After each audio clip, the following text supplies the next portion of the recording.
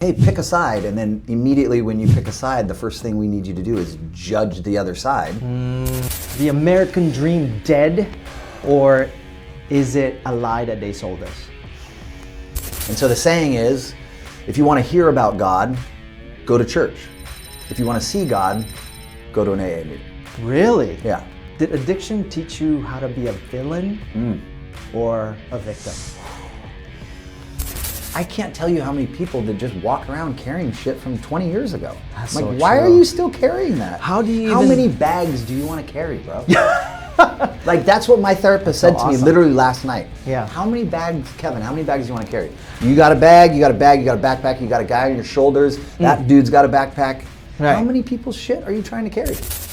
Welcome everybody. We're here today for part 2 of Raw and Uncut with Mr. Kevin McFarlan. We did 3 hours the first time and we got 30 minutes. Right. And again, like, I know. I'm not upset about it. Like Yeah. the fact that we get to meet again Yes. and I get to think about and muddle over the Yeah. conversation that we had a month ago and Yeah. think about Well, a lot of the how to be a topics better we talked about interview. were a little bit more, maybe some of them are a little bit more on the back burner. Yeah. Where we kind of, left it, just hanging Open. there open, right? For sure. And so I think what the aim of it was really was to just kind of, restructure it in a way, right? I like it. Because, as men, I think we need structure, Yeah. And so, I want to start this off. Yeah. Today. Come on, man. Is just it's give you like 10 rapid fire questions. Oh, shoot. Yeah. Love and this. so I'll throw you the questions, and then if we have time later on towards the end, I'll ask you the come questions back. again, and then Oh, see. Yeah. To the meat of it. You know got what I a mean? strategy now, huh, Yeah. to see. All of a sudden this guy shows up with a strategy. Yeah. No, I love it. Yeah. So. Yeah, hit me. Yeah, man. So, without further ado, let's go. Let's go. Thank you for doing this, Kevin. Appreciate Thank it, you, man. sir. Love Appreciate you. the time. I am very excited. I do appreciate, again, like the multiple ways that you and I connect in life is why I do this. Like, not just why I'm doing this with you, like I wouldn't do it with somebody else, but Yeah. between the last time we sat down and now, I've had multiple people reach out to me and just ask about our small clips, like, what are you doing? Who is Teddy? Nice. What are you guys talking about? And it seems to be this, like, there can only be one answer. Like, what's your guys' podcast about? Oh. Is it about real estate? And I'm like, Okay. well, it's not really a podcast. It's kind of like we're just going to meet and rap about our lives. But yeah, some of it's real estate, Yeah. but some of it's fitness. Right. I think some of it's going to be recovery. Mm-hmm. I think a lot of it is organically going to be, and this is just what I think, culture. Yes. Like, you and I don't look the same. Yeah. You and I have very different upbringings, experience, probably what success looks like to us. Like, I'm really excited about that stuff. That's the kind of thing, like you say, as men, that I'm obsessed with. I'm obsessed with the vulnerability of other men. I love it. And in every culture, it's different. In every age group, it's different. In every back alley, bar, like, it doesn't matter, right? Like, it doesn't matter where you go. It's just different. And I'm obsessed with it. Exactly. So thank you for this. Thank you for your friendship. I'm overly excited. Yes, sir. I'm deeply honored. And Thanks, so, bro. from that, we're gonna start out from a 10,000-foot bird's eye view. Okay. And then we're gonna swoop in and then get into the nitty gritty. Whatever you need. Let's go. Rapid fire question number 1, sir. Is the American dream dead, or is it a lie that they sold us?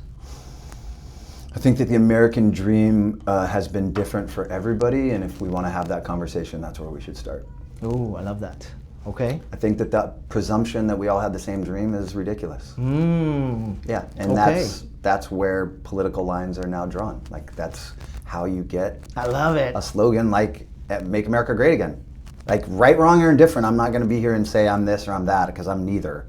But, like, instead of talking about are you this or are you that, we should be talking about why are we trying to divide each other? Like, why are you so insistent on you being right and me being wrong. Like, why can't it be about where do we meet in the middle?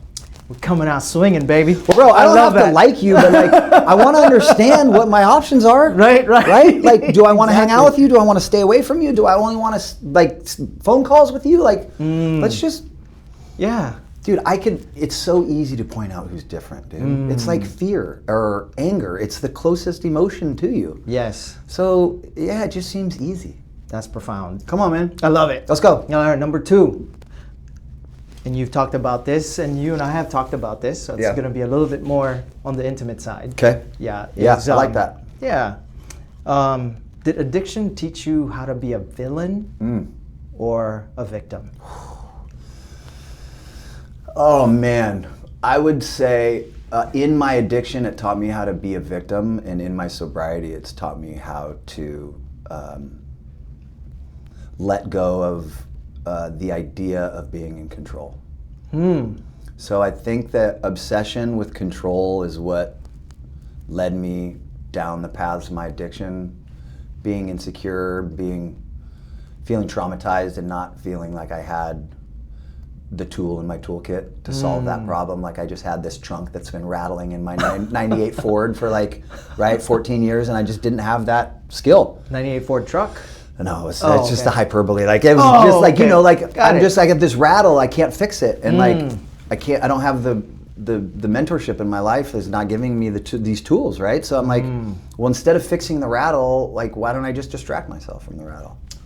And I think that in that premise, if you can look at your situation, the humans do that. Like I don't want to deal with the problem, so I'm gonna go maybe create something over here that right, wrong, or indifferent makes me feel a different way. I like this.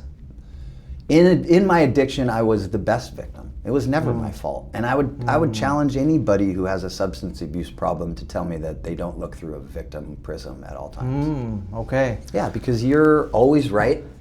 You don't answer to anyone. You have zero proof of what it is that you're trying to convince people of. And so you just keep moving around with this bravado until you run out of doors that people are willing to open for you. Dang. Okay. And then you end up in a predicament. But yeah, man, I mean, again, when you get sober, you are given the opportunity to take that vulnerability and to take that insecurity and that victimhood and press against it and show yourself that you're not a victim and that you own the decisions and the feelings in your life. And it is, dude, it's at that point where you're like the backpack feels like you're taking it off and like the mask, like you can finally start to feel like. I'm gonna make you hold that thought. Yeah. Because I really love That's where you're going with this. Where you're going with this. Yeah. So, I think the first part of that answer is what you'll pull off of that, which is the insecurity and the victimhood is in addiction, and the empowerment and the other part of that question is when you get the way I look at it is, you know, being a victim is probably on a lower point of the scale versus a villain, where you might be a villain but you have a little bit more interaction or control about it, so it's like a step up from villain. It's not quite being a hero of your story yet, but sometimes they all kind of adjacent. Yeah, they kind of mix together, you know. And that's a wild. I mean, and again, I don't think you're wrong. And I would also say too, like, and maybe you want to come back to this, but like, I was also raised in a way that I knew right from wrong. So there are people out there in their addiction that they don't have the tool to look at themselves as a victim. They can only look at themselves as a villain because that's how they've seen the alcoholic in their house act. I love it, man. Right? Okay. So again, there's levels to this, just like everything else in our life. All right. Cool. Yeah. We'll hang our hat on that. Come on, man. Come back, bro. You know. And so, you talked about living the streets for a little bit. Yeah. Do you think it almost killed you, or do you think you woke up from it finally? Did it make you wake up finally? There is a thought that I've kept through 16 years of sobriety and just through my addiction and like the entitlement that I walked around with and the thought of like if I was in another house or in a different culture or in a different tax bracket, the things that would have been afforded to me. So like, I'm not under the false pretense that I don't look like white privilege. Okay? Yeah. Like, let's be honest.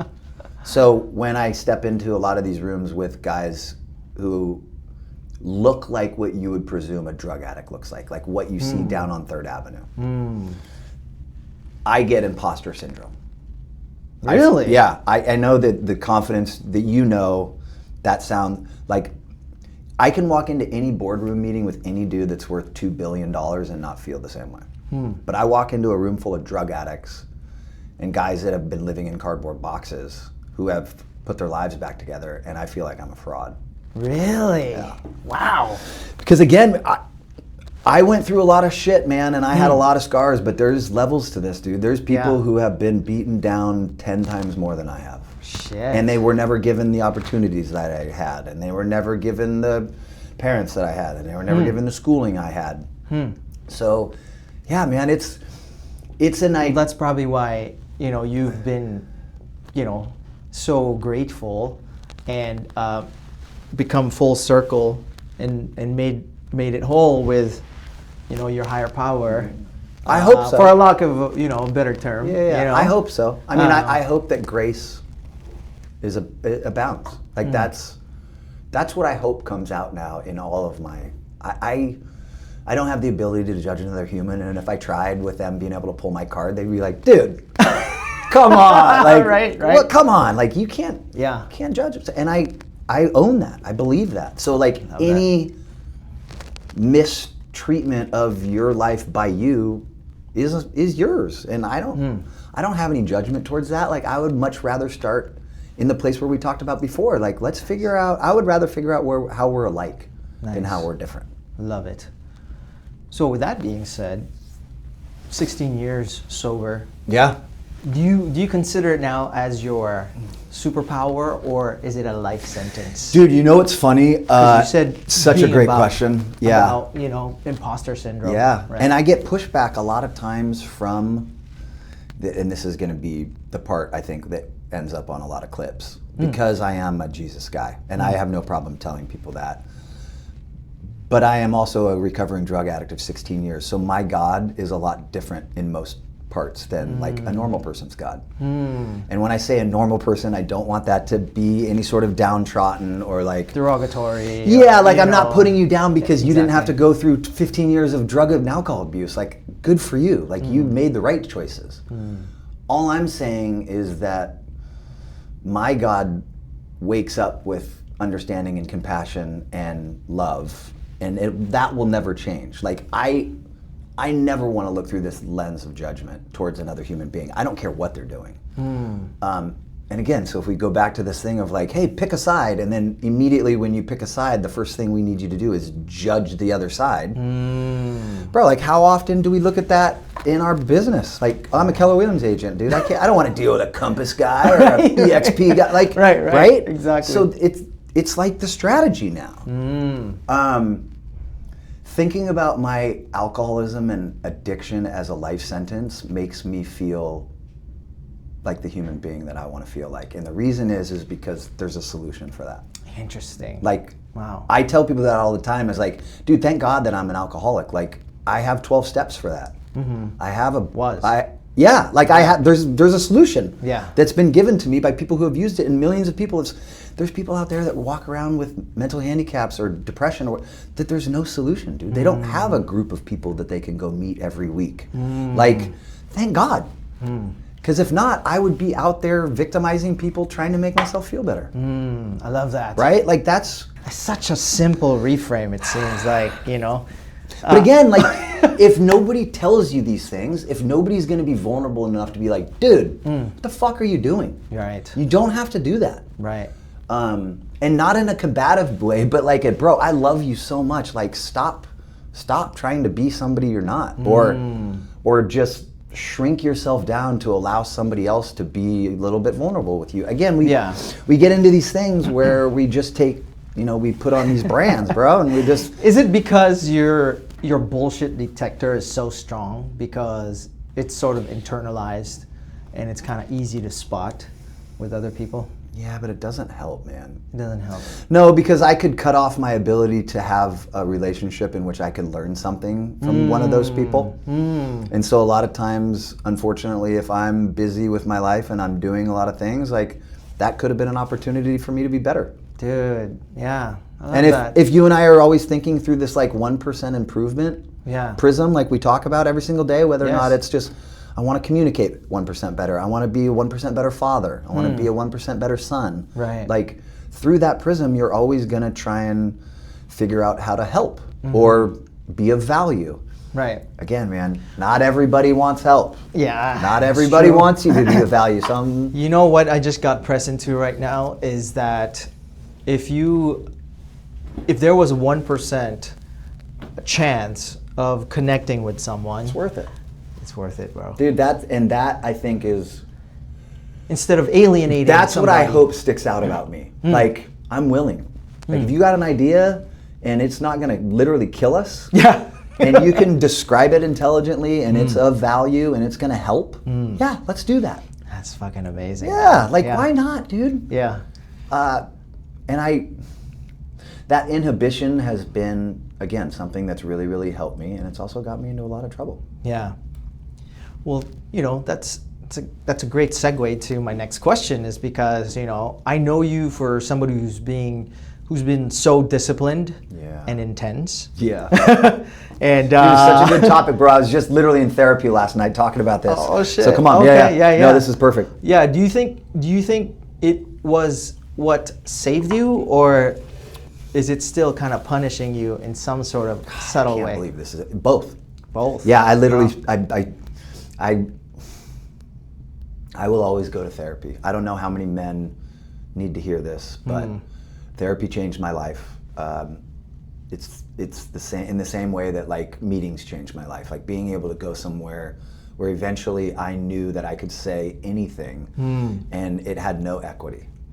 Really? At all. Really? Like, one, because Define equity for me. there was nothing, like when I left that room, there wasn't anybody talking about me. There wasn't anybody in my life that was going to know about the story that I just told. There was no judgment that was coming back my way.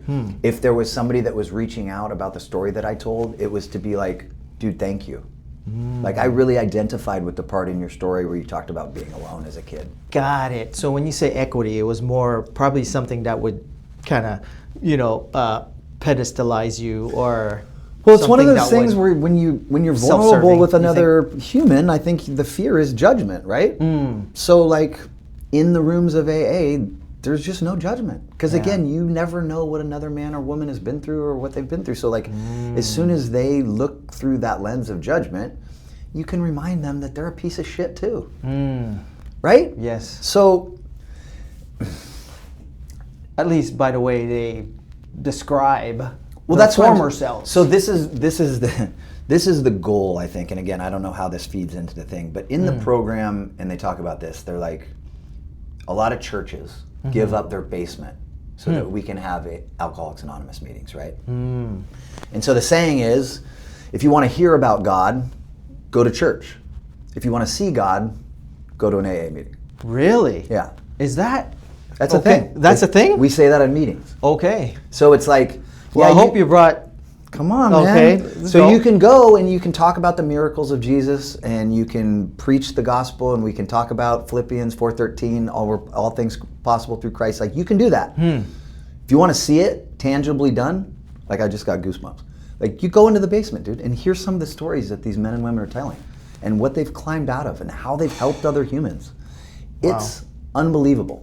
And again, like I could cry right now just thinking about some of the relationships that I've had and some of the lives that have been completely and changed. Like, yeah, it's wild, dude. That's awesome, It's wild. man. And so I get passionate and I get fired up about this stuff because I was told my whole life about Jesus and how he was going to save me and why he cared for me. And then I went on this long run where I tried to kill myself with drugs and alcohol, and then I got sober and I met a God that was a lot different than the God that was being sold to me as a young person, right? Like the judgment and the are you saved every single day, and if you're not saved, you're going to hell. Like that dynamic pushed me away from the idea of knowing or having any relationship with God. That's interesting. So when you get sober and there's these people who are like, no, dude, that's not what that means. Yeah. This is what compassion, love, understanding, community, like think about another person as much as you think about yourself, introspection, all of these qualities. Right. And I started building a God of my understanding. And that's what they teach you in the program. And so my God of my understanding only looks through that prism. Nice. But I do have this thing, and this is what I talked about in therapy last night. I asked my therapist, because I am so intense and because I have been physically dominant over other human beings, being an alcoholic and just being in gyms and kickboxing and stuff. Do you think basketball. Do you think I look through a different filter when it comes to arguing or? And she was like, 100%. Oh. 100%. The caveman in you comes out and is a lot of times overly intense because you know you're not in any danger. Where other humans walk into a situation and there's maybe danger is not the right word. There's just a settling of like how much they're willing to push or how much space is theirs or what they're capable of. Right.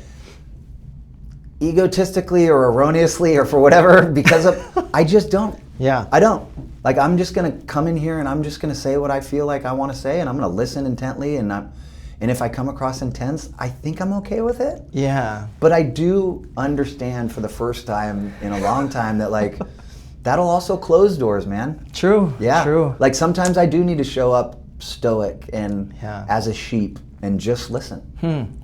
That's interesting, man, because, for maybe some of the members of our audience who are listening to this and, they're thinking about how to be a little bit less sheepish. Yeah. And more, and a little bit more aggressive. Aggressive. I mean, they would kind of look at that and say, man, I wish I had a little bit more of that. Yeah. Where, I do get the part that a lot of people aren't built to be.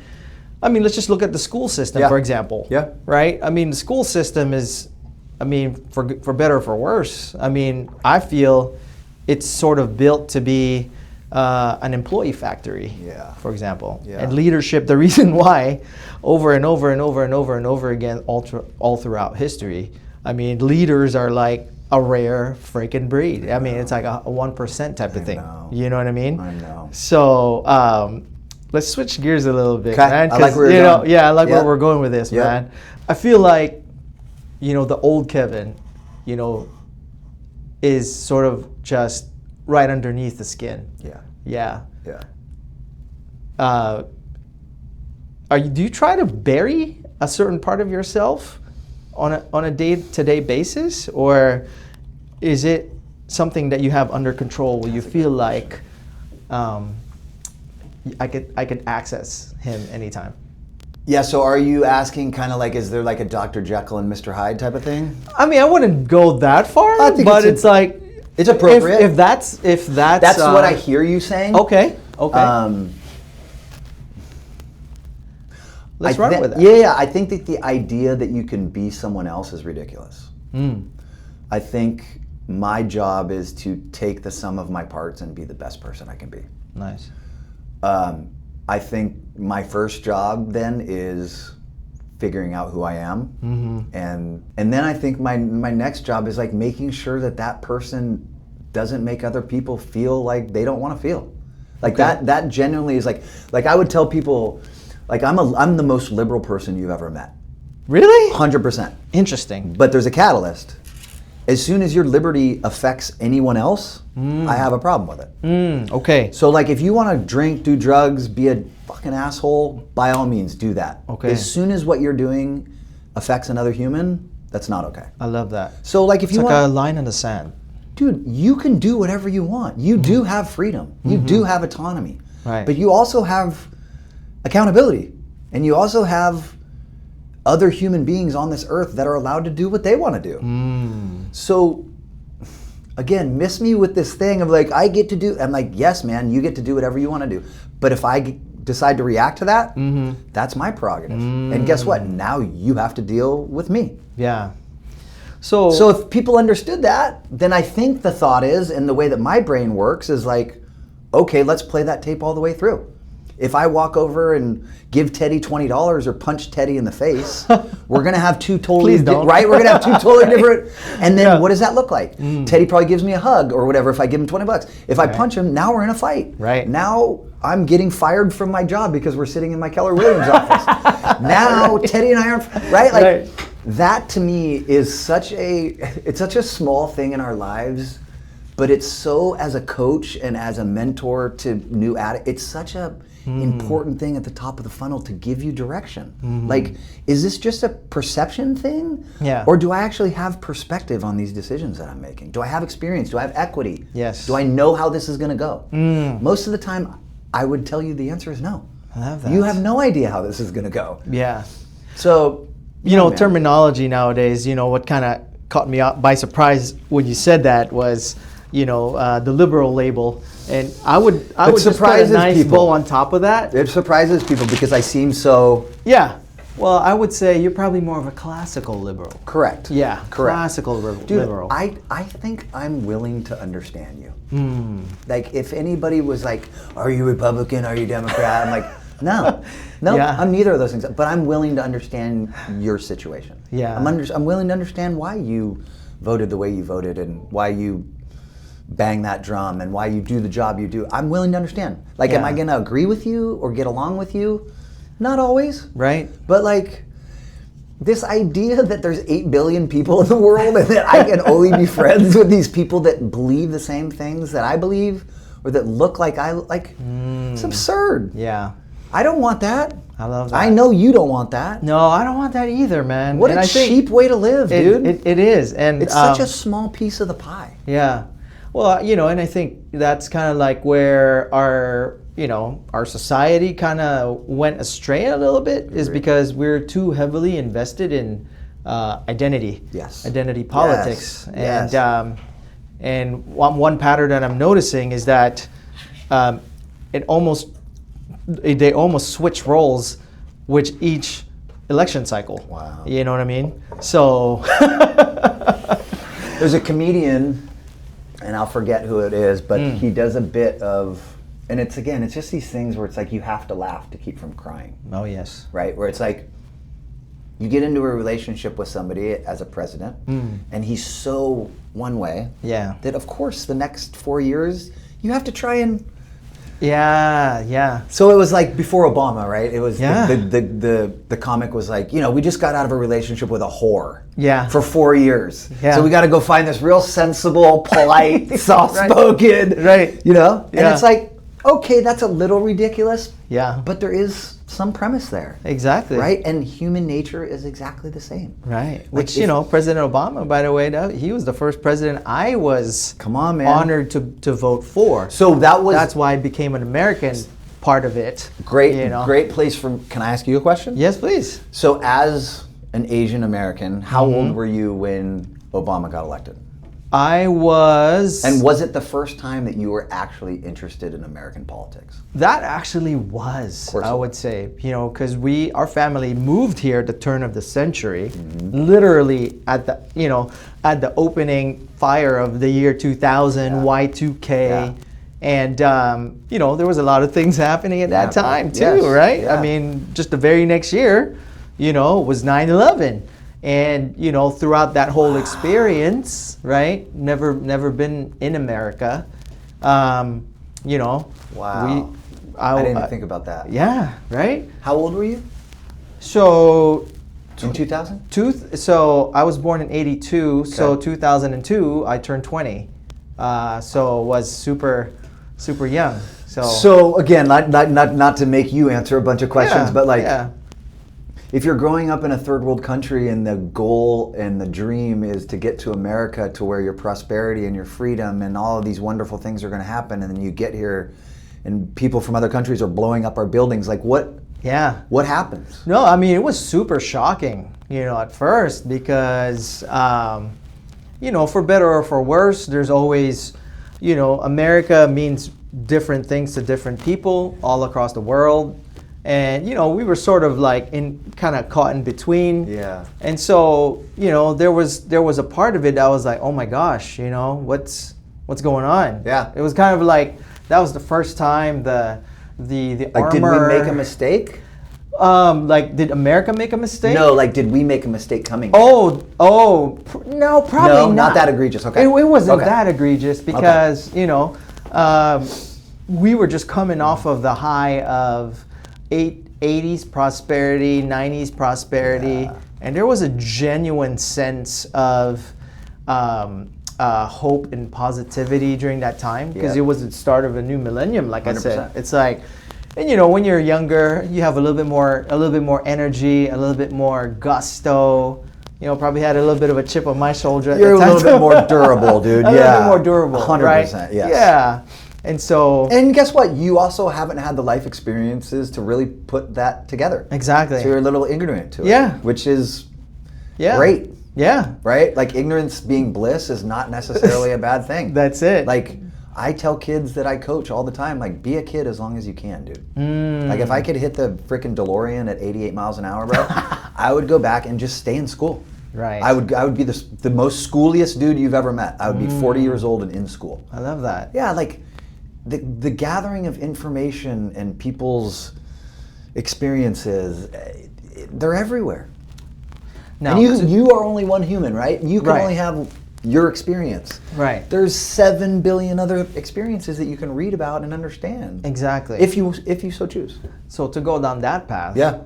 when you're talking about school, is it more because of the learning part, or is it more because of the community, the connection, camaraderie? I think that there could be both. I also think too, just innately in me, I'm such a competitor that I know that I screwed that part of my life up, and that I would want to go back and do it again. Oh, okay. Like, I would want to go back and be a good student. School was never for me, even though I was good at it. Like, I just went to school for the social aspect of it. Nice. To the point where literally, my mom came over and stayed with me last week, and she brought a huge bucket. My brother and my sister and I all have this bucket now from my parents' house, and it has all the report cards from first grade through literally 12th grade. All of like my high school letters from sports, all the picture albums from all the parties that I had at my house with all my high school, but like, it's everything, man. Like, I was literally on my couch the other night, just like, That's amazing. I'll send you some stuff. I'm gonna upload some stuff. Like, it's just, it's my whole life in Yeah. like this tub. Dang. So, Isn't that such a gift? You get to sort of speed run through it and kind of, maybe rearrange some of the puzzle pieces a little bit, yeah, I think that forgiveness is such a powerful tool when we get older. And, the equity, again, that we walk around with every single day, and the decisions that we make all come through this prism of our experiences. Like, if you don't know that, then I would love to give you a huge hug and just rub your back and just tell you how much I care and love you. Because, like, we're not special, dude.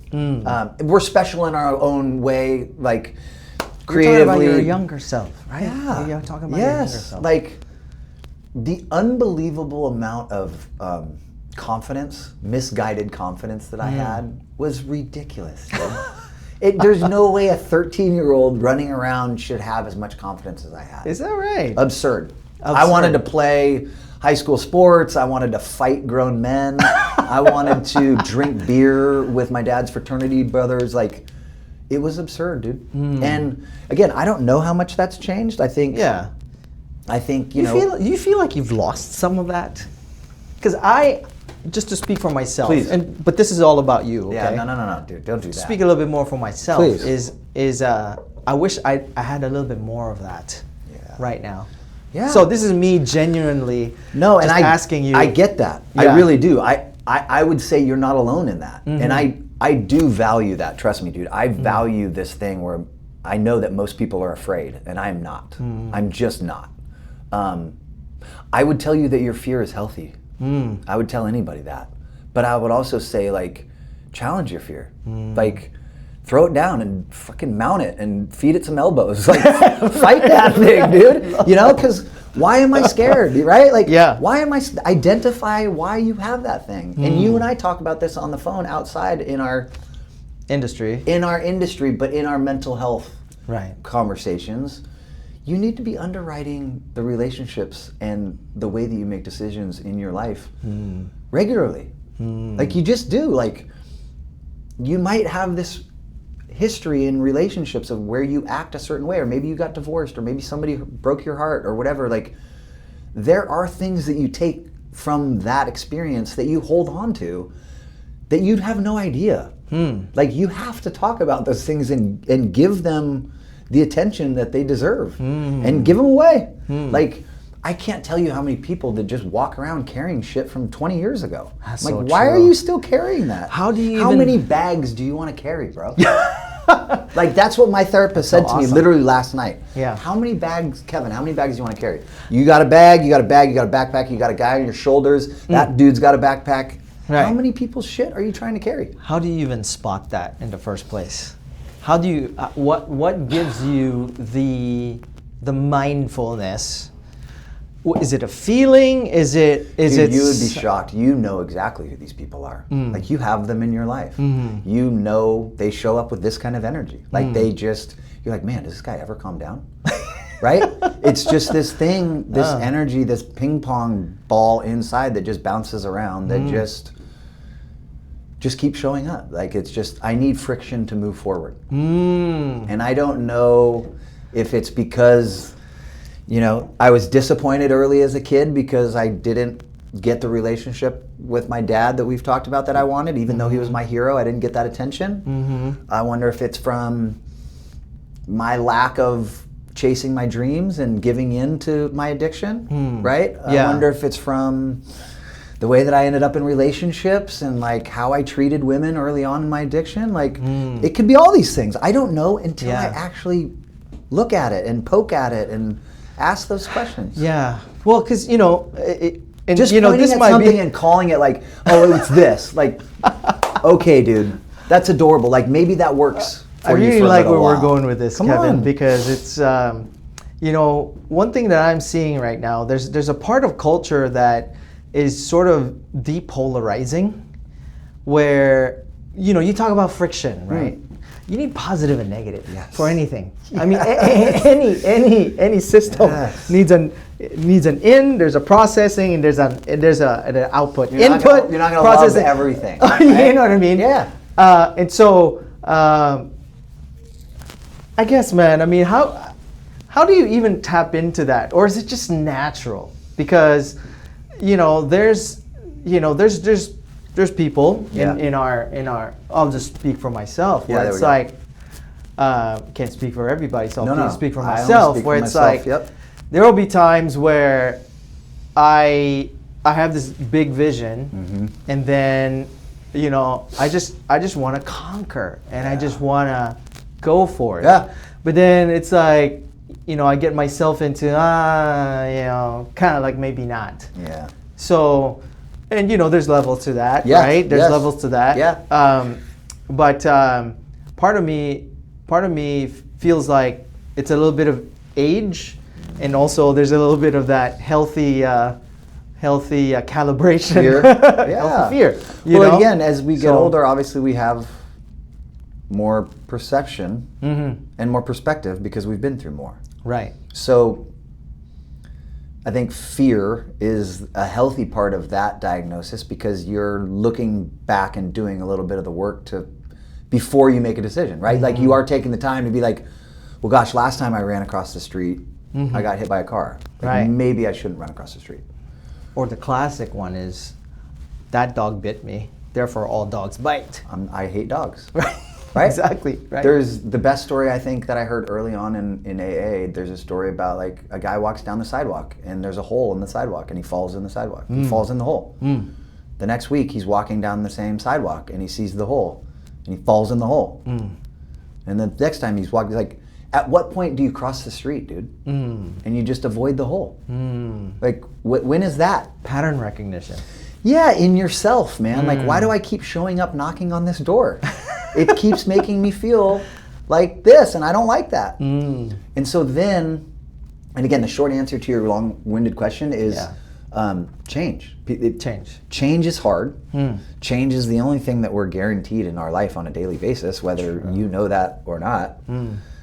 And then how do you attack that change?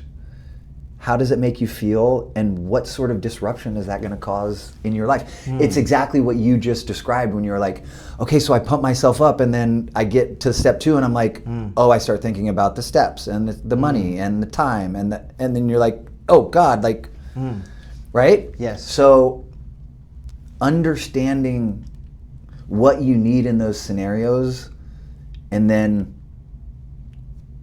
do I need help? Like, yeah, I'm going to need help in my finances if I'm going to try and build this business. If I'm going to try and build Updog, I'm going to need $1 million in order to get it started. Like, who can I go to for finance? And who can I talk to? I'm going to have to choose to trust somebody. Like, that's the thing. You do have to trust somebody. Like, you do have to talk to another human being. I love that. That's the other, like, most fun thing I think we get as humans is like we're built to connect to one another. I really do believe that. Yeah. Like, I believe our DNA in the most core parts of us are our best when we connect to other humans. Like, I'll tell you this, like, what do they do with the most scary people in the entire world? They lock them up, right? And then when you're locked up and you get in trouble, what do? They put you by yourself. They put you in solitary confinement for 23 hours a day.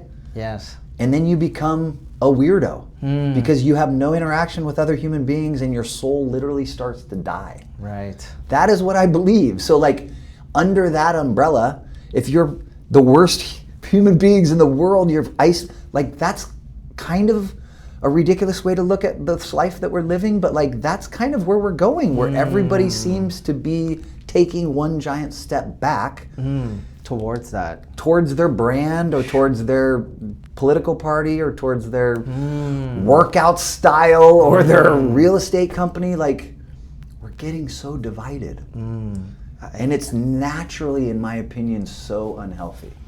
Biologically, it's so unhealthy. Yeah, that just connected a whole bunch of dots for me. It probably helps understand me. Like, I really do believe that. Like, I don't think people should be alone. I don't want them to be alone. I think people are the worst version of themselves alone.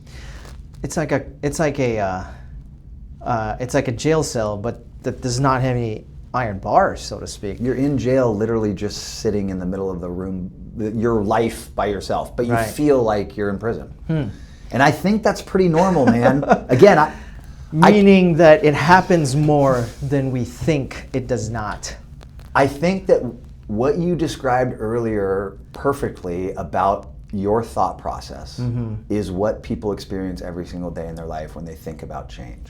Yeah. And in step 2 or 3, you're in jail. Yeah. Because you're already scared about the things that you're going to have to do in order to get the thing that you're trying to get. Right. So the goal is to somehow trick your brain at the top of the funnel to believe that, like, I don't care how the answer, I'm not concerned with the result. I just want to do the work. Yeah. So, like, let's just play this tape all the way through and find out. And if it doesn't work, that's okay. Right. But I'm going to learn something in this process. And yeah, maybe I wasted some time and some energy and some money. Yeah. But I already did the work up front and decided that it's worth it. Right. Or it's not. That's crazy, man. What I just got present to right now is, you know, when you talked about solitary confinement, man, is part of it is like what was flashing through my mind's third eye. Is like the Count of Monte Cristo, Plato's Cave, and men tend to be loners. Is like, it's almost as if like, okay, we're not worth our salt if we don't do it by ourselves. What do you think of that little recipe that I just gave to you, and what does that what memories does that spark into you? I mean, it's just ego, dude.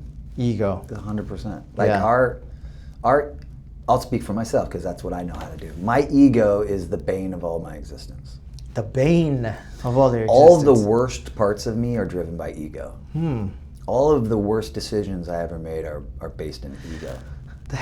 That's crazy because you just spoke about a whole lot of feelings earlier. Yeah. Like, and I almost want to summarize it where a lot of what motivates you is actually going for a feeling. Now, 100%. Oh. Yeah. Like, and again, I want to do the work and then get to the feeling. Like that, I think separates me from some of my brethren. Is like I want to talk about how I feel and I want to talk about my why and I want to do that. And then once we all do that, then we can go do the work. I'm like, well, what about this? What about if we just go do the work and then we talk about how we feel after it? Okay. Like, you don't get the courage to do the thing, dude. You got to do the thing that gives you the courage. That is so true. Right? Yes. Like I assimilate it to like when we were younger, we loved to go bridge jumping or jump off cliffs and shit. And I am terrified of heights. You jumped off of bridges. Absolutely terrified of heights, No dude. crap. I literally knees knocking together, hate flying, will not go anywhere high. Too bad none of it was recorded. Unless there's water underneath it. And then you cannot keep me off of that rock. Really? Yeah, dude, I cannot wait to run up that thing and jump off. It's the most fun I've ever had in my life. So again, like... Too bad none of it is recorded. Too bad none of... I actually do have some of it recorded. Oh, shit. Oh, Okay. yeah. I All got, right. I've got a ton of stuff of like blue hole rope swing in North Bend and like Meadowbrook Bridge in North Bend. Yeah, tons of like... What was the tallest bridge you ever jumped off of? There's a 90-foot bridge in by Mount Si High School, Meadowbrook, that we would climb up the side of it and jump off. Holy crap. I fell off a cliff in Lake Chelan and fell like 97 feet, skipped off a rock, shattered my ankle, landed on the side of my face, paralyzed the whole right side of my body, blew out my eardrum. Holy Yeah, bro. crap. Damn. I was in the hospital for 3 days in Lake Chelan. Oh yeah, dude. So, you know, some of these stories where it's like jumping off a bridge. Like, Right. I do have some empathy, and I feel like that's where a lot of this stuff comes. That's fucking amazing. Yeah, man, again, I would challenge, and again, I know that it's easy for me to say because it's just who I am. Yeah. But I would challenge people to show up. Like, just show up, and I think you'd be amazed. Like, don't talk yourself out of showing up. Like, you might not be excited about it, you might have done it before and you might not even have liked it. Yeah. Just show up. I think you'll be amazed at what happens. Don't cut yourself. That's how I say it to my kids. Like, if you're trying out for a team, don't cut yourself. Don't sit at home with your parents the night after the first tryout and think I suck and that some other kid's better than you. Aw. And that Jeff is friends with the coach and he's played for him before, so he's definitely going to be the point guard. Right. Don't do that. Dang. You don't know, dude. Yeah. You don't know what he has planned. You don't know what the world has planned. Our ego gets in the way, right? Show up, dude. Don't cut yourself. Love it. Speaking of that, how would you say has becoming a basketball coach and mentor, how's that changed you at your core? The easiest answer is that it's given me back the value that I had before I went through the 15 years of destruction in my personal life. So you're saying you feel like you lost some value during that time? 100%. Yeah, I don't think that this is the way that everybody should feel, and I know that in the program they don't teach you that this is a healthy way for the most part. But I feel like I took so much from others and from the world and from my ability to spread joy during the ages of 12 to 31 that I owed. I owed a debt. I love and that. God, I'm gonna start crying. That debt needed to be repaid to other human beings. Like, yeah, I hurt myself and I hurt my own chances, but like, dude, I did a lot of damage to other people. Like, and in a way that that they took equity through their life and the way that they will look through a lens towards men that look like me and smell like me and show up like me.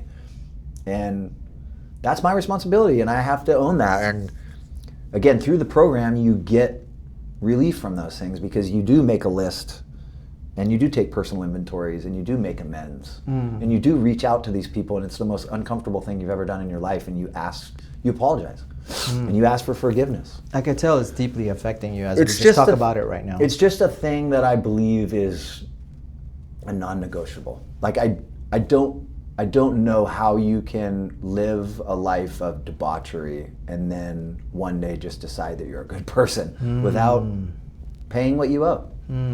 Like, that accountability to me is so important, and I think it's just what we're missing out on in relationships, in every single one of in our real estate life, in our mental health life, in our gym life. Like, man, if we can just be a little more kind to each other, and we can be a little bit more compassionate to people and not take so much. Yeah, man, I struggle with that. I struggle a lot of times even with addicts that find Jesus, and 2 weeks later they're standing on stage and giving testimonies, and I'm like, man, what about all the work, dude? Like, now you're just a different guy because now you say I sometimes struggle with that. And again, like, I will tell you, because I don't want to sound like a jerk, like, that person is now a better person than they were. So good for them. Like, I want them.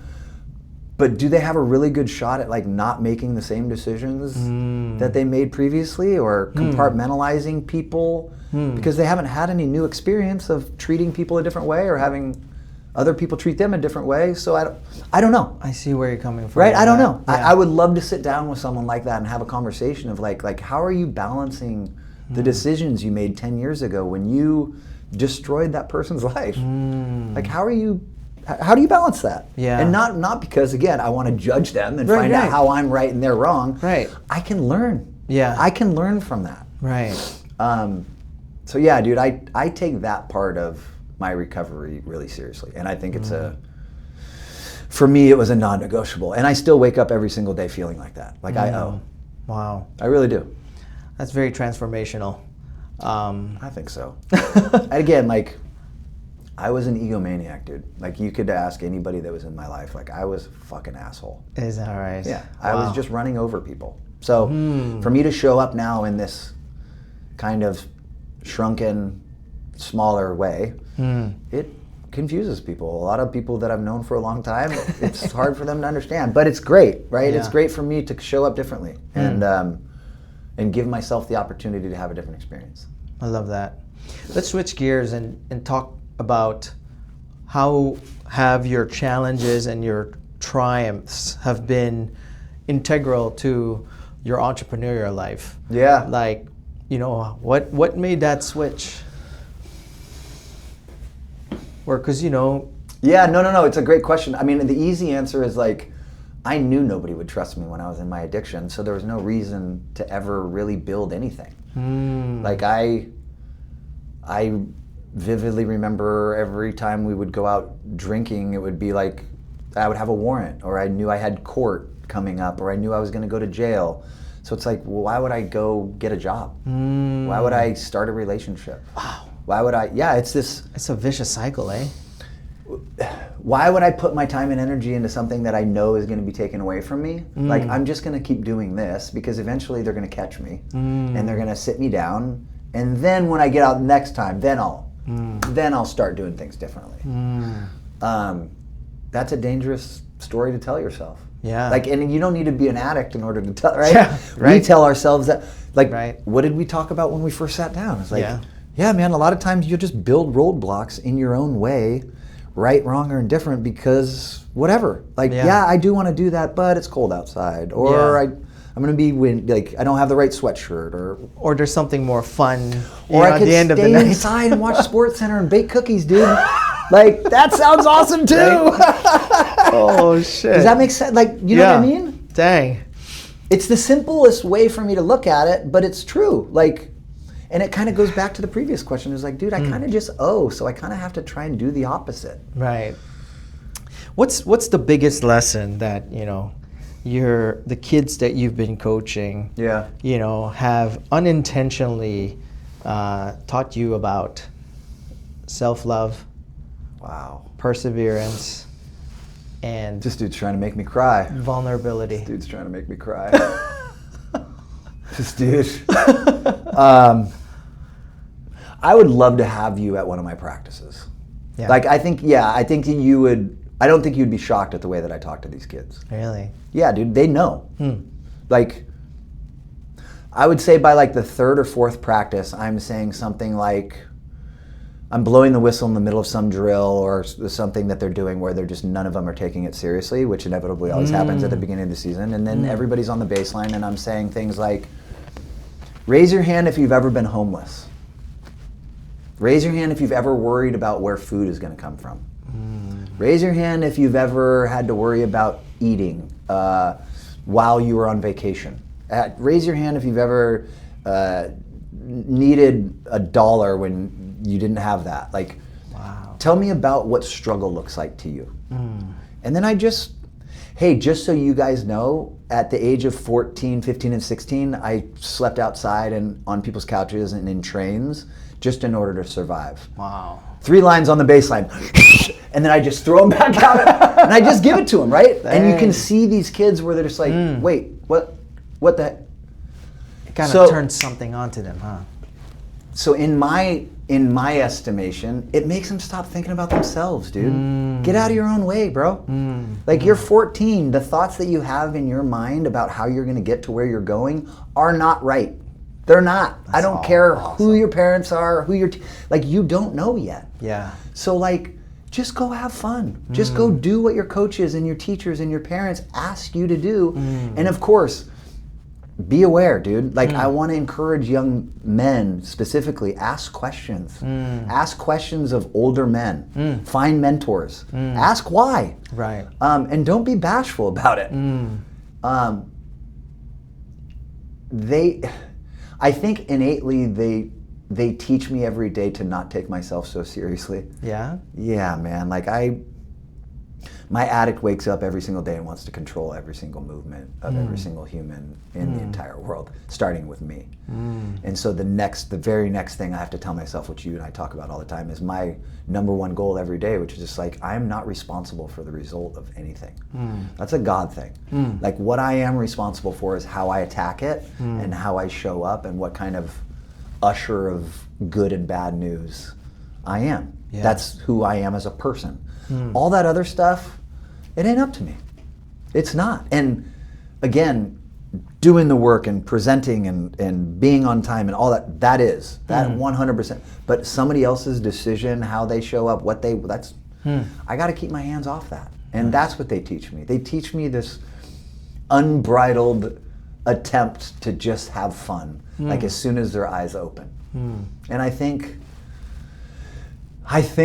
that can kind of move me back into a place where I was that kid, where I didn't have the perspective. I didn't know my dad was struggling. I didn't know that I needed male mentorship. I didn't know that I was on this path of addiction and alcoholism, and I was really lonely and insecure, and so this is how I acted. Like, I didn't know any of that shit. Yeah. Somebody needed to teach me.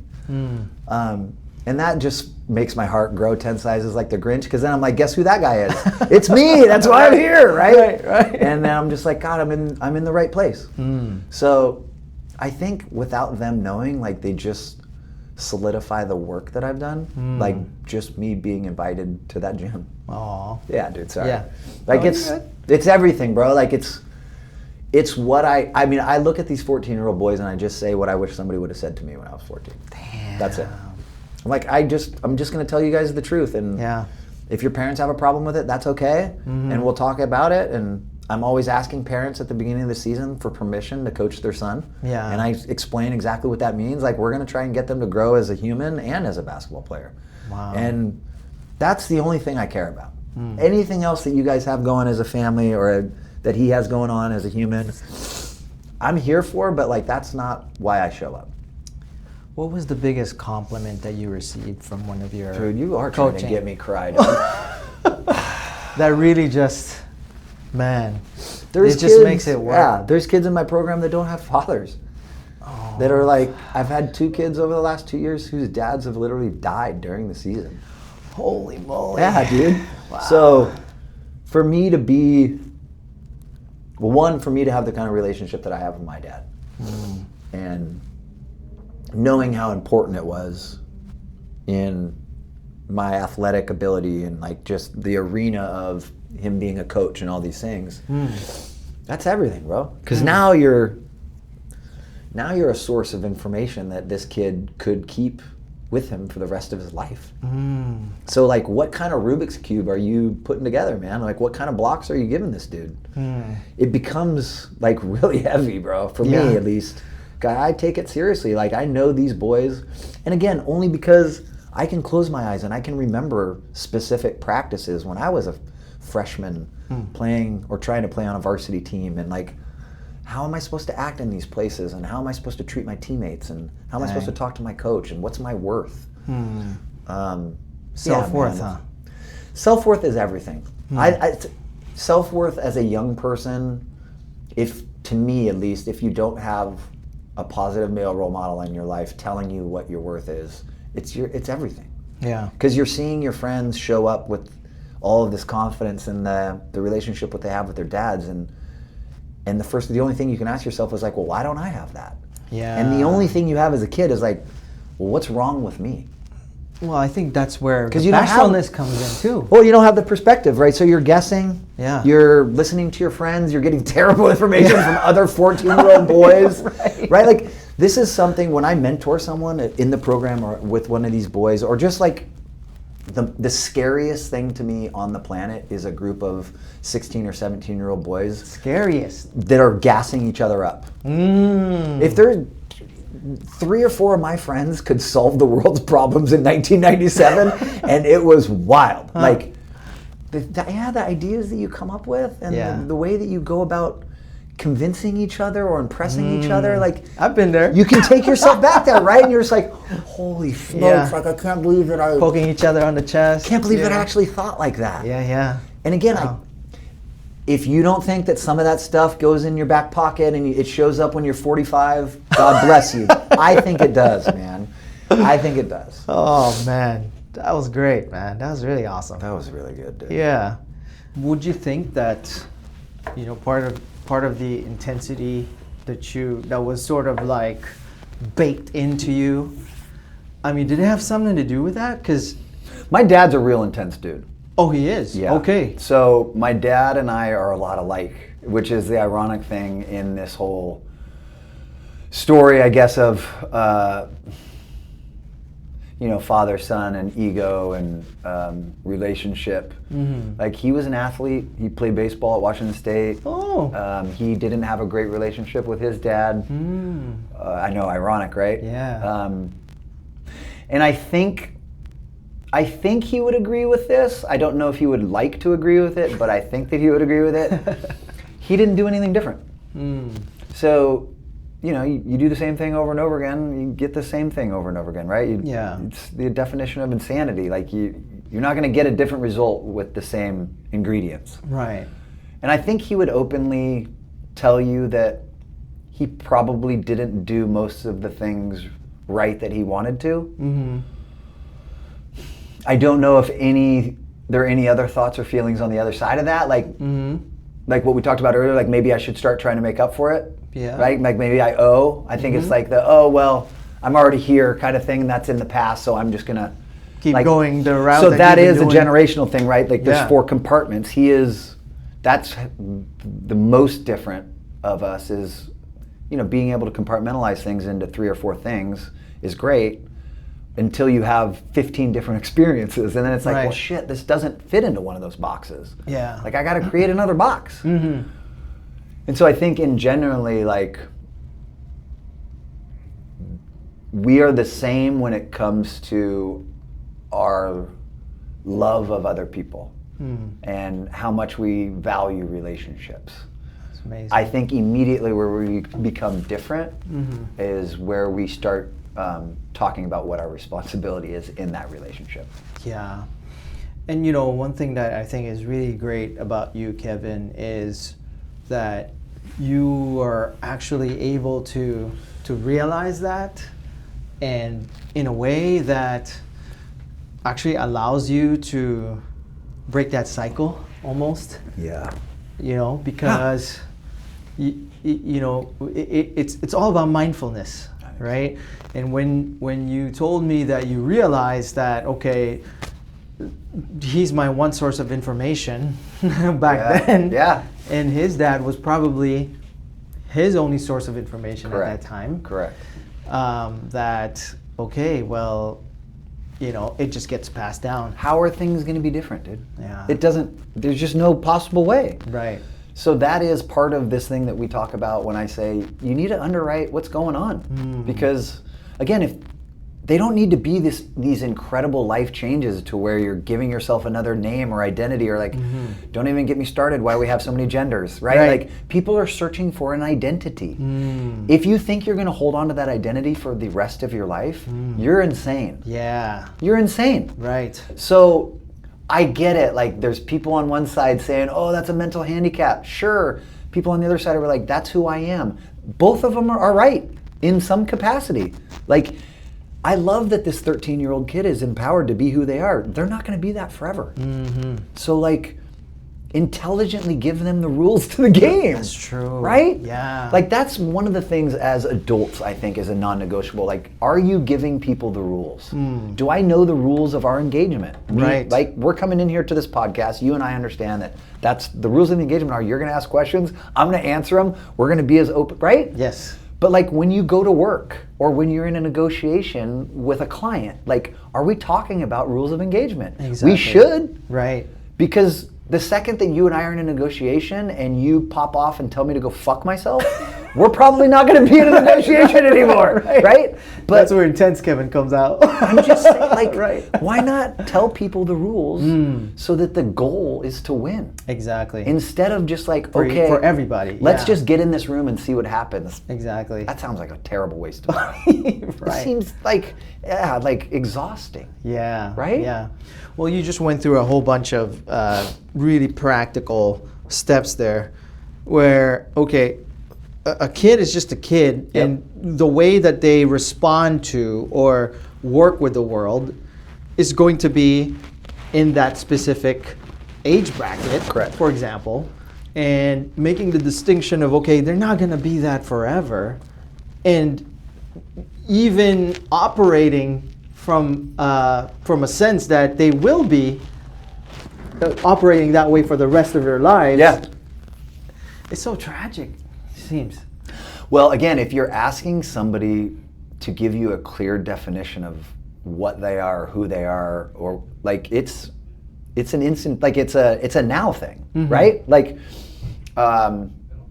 religiously or race-wise, or I always, of course, go back to being locked up, and I'm like, what gang, right? You're asking people, because of Instagram and TikTok and all these things, like, you're asking them to choose. Like, in the streets in Seattle, they always used to say, choose up. Right. Like, you got to choose, bro. Right. What click you claim? Right. Yeah. What click you claiming? You have 206, bro? Right. Deuce 5 tray, bro? Right. Like, choose up. Shit. It's no different. And again, people can laugh and they can point and be like, oh, that's downtrodden, or that's juvenile, or whatever. Human relationships don't change depending on what room you put them in. Like, you're the same dude who hears the same thing, who's going to treat fear, anxiety, happiness, ego the same. Like, if you're sitting here with me, or if we go to the gym and you're sitting there. It doesn't change you. Yeah. Experience is the only thing that's going to change you. Even information won't change you. Right. Like, you can be the most informed person and have no attachment to that information. That's true. Right? I mean, we're like living in a world of abundant information right now. The scholar idea of, like, I had a conversation with a guy the other day where he's like, I'm the most informed person you know. Interesting. And I just looked at him and I was like, how do you attach yourself to that information? Yeah. How do you, because it's a biblical thing. Right. For me, when I read a story, I look at it as like, okay, am I John? Am I Jesus in this? Am I, like, you have to identify who you are and where you fit into the story. It's not any different. Yeah. Or Enoch. Come on, man. Right. Come on, Enoch. Right. Yeah. Right? But you know what I'm saying? Like, there's levels to this, and if you're being honest with yourself, you should try and figure out where you fit in. And you should just be honest about how it is that you're going to get there. Right. And that, to me, is where my ego really pushed me down the wrong path, because I didn't have the understanding that I could ask questions, because that just wasn't taught to me in my house. And I didn't feel trusted that if I was vulnerable with another friend at that point, that I wouldn't be exiled. Right? So we hold on to these things and we just put them away, and they come out as drug addictions when we're 15, 16, 17 years old. Yeah. Because that's all. It's feelings, bro, right? Like, yeah. It's all feelings. It like, is. you want to feel the way that you want to feel as a young person. As you get older, you understand that that's ridiculous. You don't always get that option, right? Yeah. But as a young person, you're never going to know that unless an adult tells you. Like, hey man, I know you feel alone. I know you feel like getting cut from the basketball team is the last thing that's ever going to happen to you in your life. Like, no, dude. You have school, and you have us, and you have your friends, and you have baseball, and guess what? We're going to work hard, and we're going to get up 3,000 shots, and you're going to try out again. Did you ever have to deal with that, where, you got cut off from a team, or, I mean, I'm just exploring that further. No, okay. The opposite, and I think that's why I care so much about it, because I was good, and I never got cut, and that's the fucking problem. I'm not kidding, dude. Like, the entitlement was the problem. Okay. God, I wish I could go back and get cut from some shit. Like, really? No, I was good, and so when you're good and you're being told you're good and you're being picked up and doted by all these people, and you don't have somebody telling you, like, interesting. Yeah, man, it's a lot of ego, bro. They're just pumping you up, bro. Interesting. And again, it's no different if you go on here and you see some of these high school athletes, and the whole AAU culture in basketball, don't even get me started. Like, it has nothing to do with these kids' abilities. Tell us about that. What is everything AAU? To do with their dads. Everything to do with their dads. AAU is just it's a traveling basketball league that has all of, hypothetically, is supposed to be a higher level of competition. Okay. And guys get flown all over the country, and they play against all the other best players. The problem is it's not a style of basketball that anybody will ever play during a game in your future. If you plan to go to college, or if you plan to play overseas or in the league, they don't play basketball like that. It's like a street ball. It's like a Adidas street ball. Not so like we're doing tricks and shit like that, but just like you and I are going out. It's just a pickup game. Okay. And I have my homeboy on the sideline with my camera so that I can upload all my shit on Instagram. Oh, gotcha. And I'm gonna throw the ball off your head, and I'm gonna make fun of you. It's like, if you want to see kids play basketball without any sort of adult supervision or the thought of, like, oh God, what a impressing dad or impressing mom. Okay. Like the thing I said to you earlier, like the most terrifying thing to me is like a group of 17-year-olds trying to impress each other. Yeah. That's AAU basketball. Interesting. It's ridiculous. Is it like pageantry for basketball players? Yeah, kind of. Like their parents are so over the top, like, my kid's gonna go to Harvard and play basketball at Duke, and like it's like, dude, your kid didn't make the JV team as a sophomore. Like, stop. Stop. So again, chill like, with that. Yeah, man, like, what are we telling ourselves, bro? Are we being honest with ourselves? Yeah. So so my assistant coach over the last couple of years said something so profound. He's like, I wish that style of basketball had never been invented. Interesting. And I agree with that. Huh. Yeah. It's just not a beneficial way for kids to play. It only serves them. It only serves the parents or the kids? It only serves the kid as an individual. If he's good, and if he, if he has a team and a coach that basically they'll just draw the entire, like, that kid will score 60 every single game. And the other 7 kids whose parents are all hoping that he's going to get, they're all paying $300 a month to get their kid. Like, it's just. Is that how we get LeBrons in the NBA right now?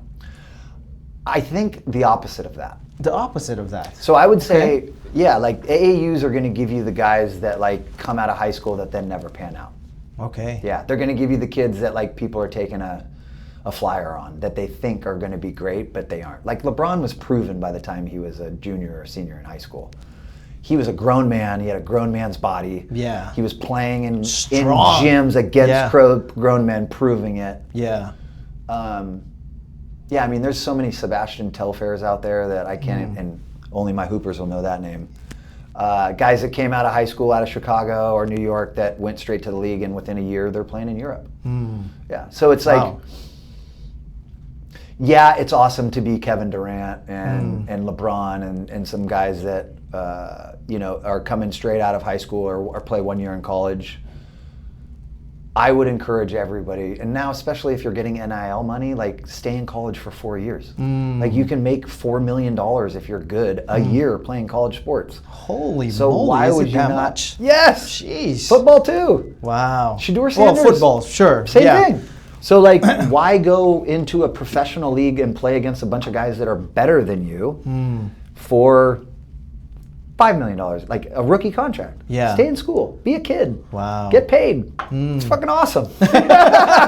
Again, I wish that would have been the thing for everybody was getting paid when we were growing up. It was just under the table and people were getting in trouble. And think about the amount of talent that could have been found if this was the way that the MCAA did it. It would be abundant. Yeah. Would you say that, because, I hear different sides of it. I mean, whether it's viewership or, ticket sales and whatnot. Yeah. I mean, and when I say, when I said LeBron, it was a little bit of a soft little, nudge. Nudge, where it's like, bro, we watch LeBron right now and all he does is flop, it seems. So he's not you, and you went the early route where he was proven, in which I do agree with you. Yeah. But now it's almost so performative, and I think that is taught in cultures like AAU. Okay. Yeah, I mean, I think, and again, it's all for me at least. It's always gonna trace back to your leadership, the person's leadership? Employees and players reflect leadership. Employees and players reflect leadership. Your kids reflect leadership.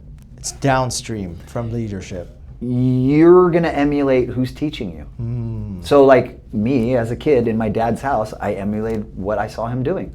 Right? If my coach is a hothead and he likes to yell at other coaches and yell at refs it's pretty easy to see, man. That's how their whole team acts. Right. If you're a student in a classroom and a teacher is giving you information a specific way, you better figure out how to catch that information. You have to align. That's interesting. It doesn't work otherwise. And again, it's just one of those things where you can, for half a second, think about it. It just makes you more dynamic, and the hope is that it makes things more efficient.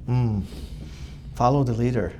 Dude, tell me in any arena in your life where a leader has been categorically opposed to those who they are leading.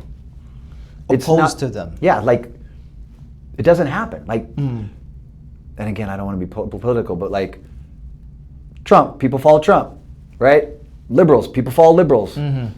Nike, you're Nike, you buy Nike stuff. If you're a real estate agent, you ingest real estate. Come on, what are we talking about? It's kind of cultish a little bit. Yeah, but that's what you do. Why wouldn't you? Yeah. If I'm a real estate agent, am I going to go out and start reading books about botany? Probably not. That's true. That's not my job. Yeah. I mean, maybe I like to garden when I get home, but I'm not going to learn how to fly a plane. That's just not on my bingo board. Yeah. Which is fine. Yeah. Just the parceled down needs. Maybe that's something that I should explore, of the way that I just look at things is just so much more simple. There's never that many options. Yeah. There just isn't. But there also isn't a one size fits all. Yeah. And so if I'm ever just be just do this, be well, yeah, maybe. Or maybe, maybe go run 5 miles and meditate, and then you don't have to go do that. Or maybe ask a friend and he's been through it and he can give you the answer. Yeah. Maybe. I love saying that. It gives you grace. Maybe. Maybe they're right. Maybe you do need to lock yourself in the room, and maybe you do need to work harder, right? Right. Be honest, maybe you are being a jerk. Exactly. Maybe you do need to change your attitude. Maybe you do need to ask for help. True. I don't know. And I'm saying all these things directly to myself. Right? As we I'm not saying, I'm not saying them to you, but these are the things I say to myself all day. Why are you upset, dude? Why are you upset that person rejected you? Why are you upset that you didn't get that deal? Why? And whether or not I end up with the answer that I want or not, I don't want to put my equity in that. I just want to get to a place where I understand it. And if I don't, then I'm going to go to somebody and I'm going to ask. And I pay a lot of money for therapy, dog. And I go to meetings, right? You gotta talk to people. Yeah. You gotta talk to people. It's an active process of building and rebuilding and restructuring, right? Yes. And it's a constant, right? Yeah. So in the program, they teach you it's it's a solution-based program, but it's like you got to work it. Right. Like they say in meetings, like it works if you work it and you're worth it. Like these bumper stickers that like you and I know you love them and I talk through them all the time. I'm just like, let God, like, thank God that there's I'm an alcoholic because there's a solution for that. But again, to me, dude, it makes sense. Yeah. And it blocks out all of the opportunities for my brain to allow me to believe bullshit. Because my brain loves bullshit, dude. It loves other people's shit, and it loves bullshit. And I don't know if other people are built like that. I don't have anybody else's brain. But like when I get around my homies and I get around guys that I do deals with, they're honest with me, and that's how their brain works too. Like your brain's kind of a jerk. Like it has all the ingredients to make you happy all the time, and it doesn't do that, right? So like we're responsible. Yeah. Your brain will lie to you. Like people should know this. Like you will tell yourself the wrong thing. That's true. And you gotta have these stopgaps or these tools or these people in place where you can ask and not feel like you're being judged or like afraid of the answer. Right. I really do believe that. And maybe I'm wrong, man. Maybe there's communities and people out there that just get the answers innately from Jesus or from wherever they are. I'm not one of those people. And I don't know anybody like that. I only know humans that have had experiences and have built themselves and what they're willing and what they're not willing to put up with throughout their life. Right. And again, at the end of the day, if you're like, how do you live your life? It's kind of like, how am I willing to put up with this or am I not? True. And then what am I willing to do in order to change it? Let's explore that. Yeah. Because it's the change thing. Yeah, it's like the change thing. Yep. Because I grew up Catholic, predominantly Christian nation, the Philippines. Yeah. And you were introduced to Jesus and God through a different version as well too. Remind me again, Irish, right? Irish? Yeah, Irish Catholic. Irish Catholic. Both of my parents are agnostic. Okay. Ironically, my father went to an all-boys Jesuit school, Bellarmine Prep. And so Salesian right here. Yeah. Oh, that's right. We talked about that. Yeah. So he saw, all of the things that we read about in the paper in the 90s, and like, thank God, none of that stuff happened to him or any of his friends. But like, he was taught by nuns, and when he got in trouble, he did the 10 Hail Marys, and you need to go home, and the repentance and all that stuff, right? So. Did you ever have to hold books up like this? It's funny, and why they like smack him in the stomach? Right. Probably, but I don't know if he would actually ever talk about that stuff. Like I don't know how, and again, I don't really know what happened to him. And there's a level of awareness and a level of vulnerability that I have that other people don't have. Like if something would have happened to me when I was a kid in that arena, I would definitely want to get it off my chest. I don't know if that's how that generation operates. I don't think so. Yeah, but you never know.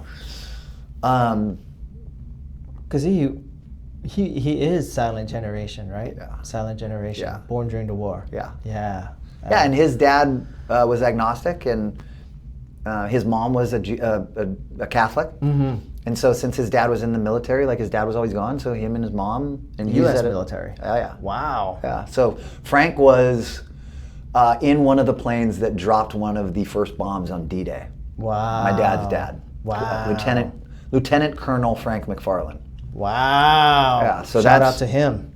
It's a lot. It's a heavy title to carry, I think, for him, for my dad. Oh, for your dad. He just didn't have a relationship with his dad, and it was kind of like unfortunately, it was kind of like the relationship that he and I ended up with, which was like, wait till your dad gets home. Right? Yeah. So I'm gonna get attention. And that's mom telling you I'm that. gonna get attention from this guy any way possible. And he's not around. But when he gets home, like now he's gonna have to come in here because I've fucked things up so bad for the rest of these people that. Even if I can get whooped, it's worth the attention. Wow. Right? So again, not even knowing you do these things as a kid, like I'll take any of the attention that I can get. Wow. I think you just kind of end up there. So I got introduced to Jesus through Judah Smith. when I was in high school playing basketball at Esquire High School. Judah was 30,000 foot view. He was the pastor. His father was the pastor. Planted the City Church in Kirkland. Moved from Oregon in like the early 90s. God was calling him to plant a church in Kirkland. His father, Wendell Smith, was like this dude was like 3-piece suits, like TD Jakes. Oh. Completely put together.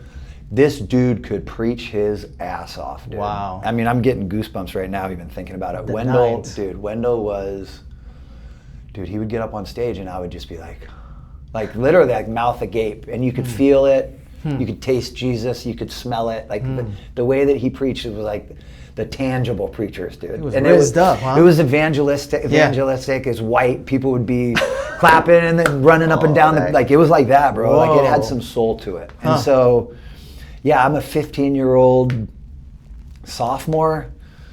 I had already been kicked out of school. I had done a couple of years on the streets, as we talked about before. Maybe episode 3 we'll talk about like growing dreadlocks and following the Grateful Dead and doing all that stuff. But this is, I'm back in school, playing basketball. Like that's how I got back into school. And yeah, man, he transferred from Bellevue Christian, and his father told him that his job was to influence influencers. I remember this as a 16 and 17-year-old kid. Wow. Judah just came up to me in the halls and he's like, "Are you Kevin McFarlan?" And I was like, "Yeah." And he goes, "My name's Judah Smith." And he goes, "I'm here because of you." And he said another guy's name. And I won't say that guy's name just because I don't know if he wants me to say his name. But he's like, "I'm here because of you." And I was like, "Okay." And that was it. He just like walked off. Wow. And I was like, "What the fuck is this kid?" So, and then I see him at basketball practice. Super random. So random. And I see him at practice and I'm like, da-da-da-da, and we're warming up, and then when obviously the coach is like, "Hey, this is Judah." He said, and I learned that he's the son of a pastor, and he's on fire for Jesus, and he is not bashful about talking about God. And I had these interlings, and we never went to church as a family, but my best friend, of course, down the street went to an all-Catholic school at St. Louis. And so every time I stayed over at Greg Saffel's house, on Sunday morning, I would go to church with him at St. Louis, and I didn't understand any of it, right? And it's Catholic, right? So we're up, we're down, we're praise God, like we're saying stuff. I'm yelling out the wrong thing because I just want to be like part of the club. Right. Praise be, what would they say? Praise be with you, and also with you. Yeah. Like sometimes I would just blurt it out. Oh, dude. Yeah. And so I kind of knew who God was, but I didn't know the story. When I got to high school as a freshman, the girl down the street from me was saved and was like a Young Life kind of gal. This was how our generation went. There was a group called Young Life. Okay. And they were a group that would come on a college campus. Is that kind of like Singles for Christ and Dude. Couples for Christ? And again, like now talking about, it's like Turning Point. It's like all these, it's any group that's willing to come on a campus and try and recruit kids. Wow. It's this, and again, I don't want to put it in like this negative light of like they're trying to manipulate kids, but like, let's be honest with each other. That's what's happening. It's a group it's a special interest group, and they're trying to teach something. Yes. Whether it's kids or adults or whatever, like that's what was happening. In that time, the people that were running those groups were college kids. So you're getting a college boy or girl, and again, miss me with the fact that when you turn 18, you're an adult. That's adorable. You're 19 years old and you're leading this group of 14, 15, 16-year-old kids in the Bible, which is all interpretive. Yes. Based on your own life experience. Very subjective. Yeah. That to me is terrifying. So that one kid is teaching what? Right. What? Yeah. So again, like I get this experience that comes out of that. Now I understand it. Of course, these 15-year-old kids are just running around being like, "Are you saved? You're not saved, you're going to hell. Are you saved? You're not saved, you're going to hell." Like, imagine what that did to kids who were like, "Wait, what?" Yeah. And maybe I don't have the kind of verbal skills that I have, and maybe they're going home with that, like, "Oh shit, dude, I'm going to hell." Yeah. And they hold on to that and they believe that. Well, I mean, the closest thing that came to mind is almost like, okay, well, polar ice caps are melting, and it's going to be the end of the world. Either in you 2 believe it or years. you don't, right? Exactly. Global warming is real. Global warming is not real. Right. So it was like this fear-based introduction to this person who is supposed to save your life. How is that ever applied? Like, hey man, I'm going to scare you into buying this car. I'm going to scare you into buying this. Like, it's like no, very coercive. It's corrupt. Yeah. It's never gonna benefit both people. That's kind of where I end up. Like, it only benefits Young Life. Yeah. And maybe every once in a while you get a kid who sticks it out and just eats all the pie, and then he's the one who's going, right? Yeah. And then he's the one leading. Yeah. So I had a negative, by the time I met Judah, I had a negative connotation of what Jesus was, and a negative connotation of who followed Jesus. And this is Judah, who is he the spiritual advisor of a really famous person? No, Judah? He is. Oh, he is the real famous person. Oh, he is the real famous person. Okay, all right. Yeah, Judah is, yes, he's I don't know.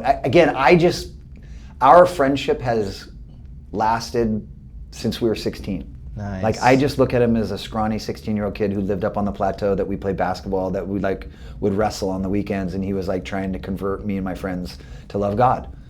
And when Wendell passed away from colon cancer, and he was thrust into this leadership role that he never wanted, and taking that mantle for 10 years and then carrying it through COVID. Wow. It's just, the celebrity endorsements and this idea of being famous, but also being responsible to, just like the guy at the end of the street who wants to just connect to his local pastor. Like, I know the struggles that this guy has gone through, because he does look at himself as just a normal dude like me and you. And it does help that I don't treat him like other people treat him. But yeah, the same guy. Like, nice. And I think a lot of people miss that, because especially if they're public figures, they tend to get pedestalized all the time. 100%. And it's almost like, bro, just a normal person, please, treat me just like a normal person. I also think, and not just pastors, right? Like, yes. We talked about this earlier. Like, when I tell people I'm a real estate broker, their experience with other real estate brokers, that's where I go. Yeah. Immediately. It's not like pigeonholed. Yeah. Well, it's a title. Yeah. So it's like, again, it's the same thing. Like, if I tell you, hey, I'm an addict, like, you're only going to be able to compartmentalize that in your experience with addicts. It's not like you're automatically going to go to this loving, compassionate 20 year late 15, 20 year later, oh, this guy's done a lot of work and he loves Jesus. You don't. You go to whatever your experience is, which may be whatever you were preconditioned with. If your experience with an addict is that you dated one in high school and they treated you like shit, and maybe they died in a car accident. So right? So oh, I'm afraid of that. There's no other way. There's no other way for you to look at it. Right. So this is where the kindness comes in. This is where the kindness to yourself and other people come in, where I just feel like I don't need to necessarily understand what it is you're saying, but I also don't need to eat it. Yeah. I don't need to wear it. I don't need to put it on as a brand. My job is to not carry around all of these different brands. I think it's to figure out which brand makes me feel the way that I want to feel. True. And then to continue. And be the most helpful, of course. And to continue to kind of keep my pulse on that, right? Yeah. So when he and I met, and he's trying to teach me about this guy named God, and I'm kind of like, yeah, that sounds great, but of course, that means I have to stop doing all these other things. That wasn't for me at that time, because again, at that time, my life was my friends were everything. I had just kind of put my life back together enough to get back into school and be able to play sports and be around my friends. Never had a relationship with my dad since then. So it was if I can't go to school, I don't have any value. Yeah. Right? My value is winning. My value is being a point guard. My value is being a cornerback. My value is being a shortstop. My value is in my performance. And that is another whole egg to crack. Like, I was about to say. we talk about people's relationship with God. Like, God is not a football coach, dude. It is not a performative thing, bro. You are not getting a grade. Like, Jesus loves you anyways. So like this winning with God it's gross. Like, or like this idea that you have to like seek God, like that you have to go out and find him. No, bro, like you're waking up with this dude who's already in, like that love and compassion and understanding is already in you. Like, you need to give that to yourself. You don't have to go look for it. Yeah. You're not less than, you're not like half of a person that needs to go, no, today you are in God's glory perfect. Now what are you gonna do with it? I love that reframe. Oh, Yeah. in God's eyes right now you are perfect. No matter what you're doing, you're exactly where you're supposed to be. And he made me understand. Like, I think for the first time he made me think like, it's gonna be okay. Like, and you don't have to work so hard just to feel normal. That was When did that shift happen for you?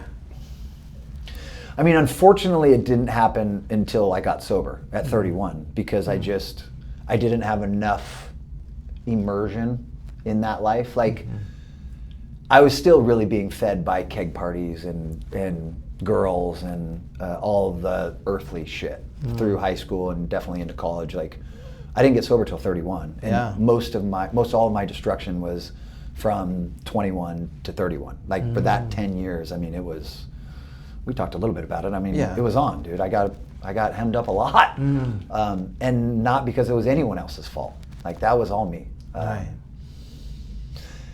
And so, when I got sober at 31, did a little bit of time.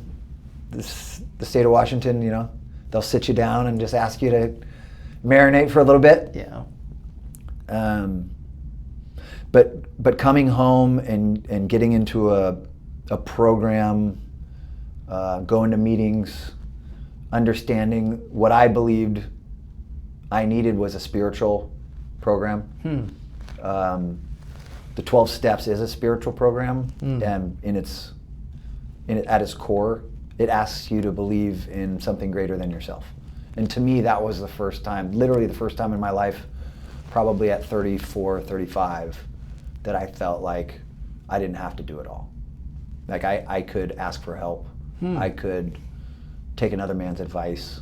I could walk alongside somebody and not lead. Like, and this is the worst analogy, but like, I didn't have to fight everybody. Like, and I didn't have to fight everybody for you. Like, one of the things about addicts that I love and that I'll always love, and we talk a little bit about culture, there's no more loyal group of human beings than a group of drug addicts. Really? Yeah, like, people think that those guys are all running around stabbing each other in the back and that they're not trustworthy. Do you know what a heroin addict will do in order to get heroin for them and their, like, bro, they will literally cut a frickin' limb off. Yeah. So in that kind of equation, I've always looked at these things as like, bro, we're better together. And what I'm willing to do in order for us to get there is not like any other human you've ever met. Wow. To the point where, again, going back to like my teams, right, I look at these kids and I'm like, dude, you have never had a friend like me, ever. And if you want to test that theory, go right ahead. Wow. Like, I will literally lay down in traffic for you.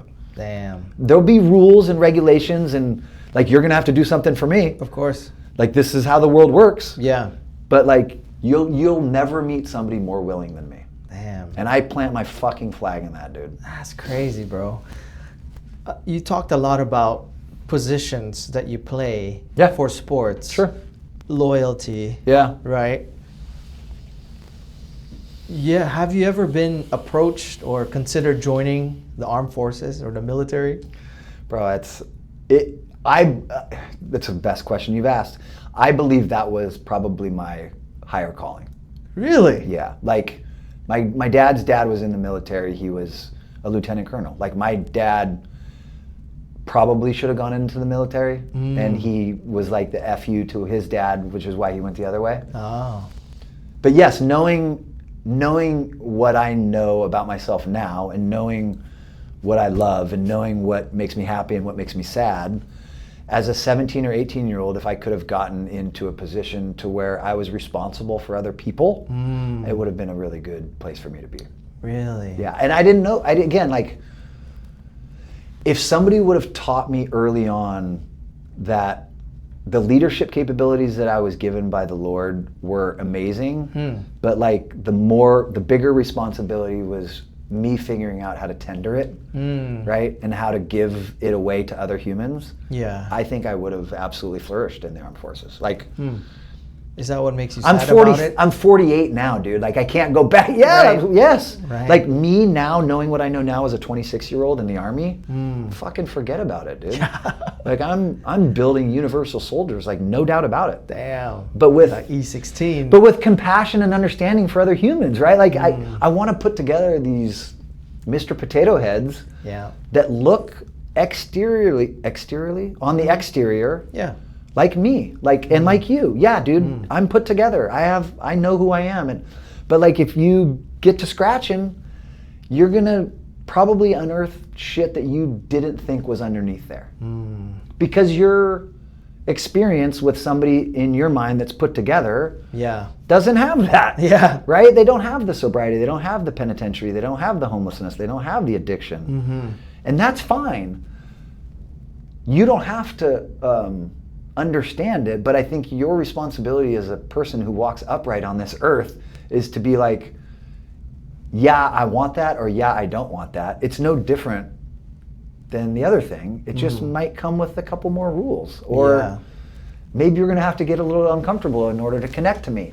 Yeah. Like, when you and I are talking, like, I'm not just gonna let you ask me questions. Like, we saw that, like, is it okay if I do wanna know, like, I got follow-up, like, I wanna know, bro. Right. I don't know if that answers your question, but like, I do think that it's a big deal. Yeah. Well, I mean, usually when we talk about sad feelings, there's almost like either a grieving or a feeling of loss with that. Do you not get that with me? Do you not feel that same thing when I talk about loss? I know you get it when you talk about things that, like, I'm compassionate about, because I'm a fucking crybaby, and I literally cry about anything that I care about, bro. And maybe obviously I'm not doing a good enough job, because I haven't seen a teardrop. Bro, wait until you watch. I've fucking cried twice. And again, like, maybe that's part of the addiction, man. Maybe that's part of the quote unquote brokenness of me. And again, I say that, like, I'm broken, and people are like, no, you're not. No, yeah, dude. Yes, I am. And again, there's a solution for that, so I'm okay with it. Like, I don't know what not being broken is. Like, I think I needed to be broken, because I think that the thing that I was walking around with was gross, and it was dangerous to other people, and it was dangerous to me. So again, being broken to me is the best place to start. That just means that now I get to create that friction that we already talked about that helps me move forward. Yeah. I love that. Like, if I wake up and I'm like, no, dude, I'm a put together plate, and I've got some nice little painted little flowers or something. Bro. Like, I'm gross, and I'm okay with it. I don't think you're gross. I know, and you don't. That's not, that's not me. That's not it's not on the back or something, But I'm complicated. Yeah. And I get it. I'm okay with that. You ever thought about being an artist or writing a book? So the art thing, no. No. Like, I don't have a creative bone in my body. Really? When it comes to art, no. Like, if you ask me to draw something, Be a musician. I could play drums. Like, the rhythm. I mean, I grew up in 90s hip hop, bro. Yes. There you go. Maximum R&B. As far as any R&B or hip hop or rap song in the 90s, I know probably all of them by word. So rhythm, yes. Music, when it comes to drums, yes. But no sort of, like, I always talk to my friends who have that. Like, I have a couple famous artist friends, which, like, my brain just doesn't work like theirs. And I'm okay with that. Yeah. Well, I think art and music could be such a good delivery mechanism for, the message that you have to share, That's a that we have brilliant to impart. idea. Right? Yeah, like, I don't have a lot of, like, when people talk about, like, fantasizing. Like you close your eyes and you think about and you kind of see. Can't do that. Being on stage or Can't something do like that. Yeah. Can't, just never had, not even as a kid, like never thought about it, couldn't Nice. think about it. Like I was just in the moment, which has been one of the greater gifts that I've been given, but also, you know. Your stage is the arena. Yeah. It's I don't think about yesterday and I don't think about tomorrow. Nice. I just am like, I'm present fully right now, and like, I just want to do the best with what I've got. That's awesome, man. Yeah. Thanks. Again, like I had to it's so go hard through to a live lot in the of moment for a lot of people. Yeah, and I think I want it to be unimportant that I went through all the bullshit that I had to go through in order to get here, but I understand that I am the sum of all my parts. And again, I think if that's something that people can look at themselves with and give themselves a little grace, I think that's a good place to start. Nice. Like, why are we responsible for the way that we were raised?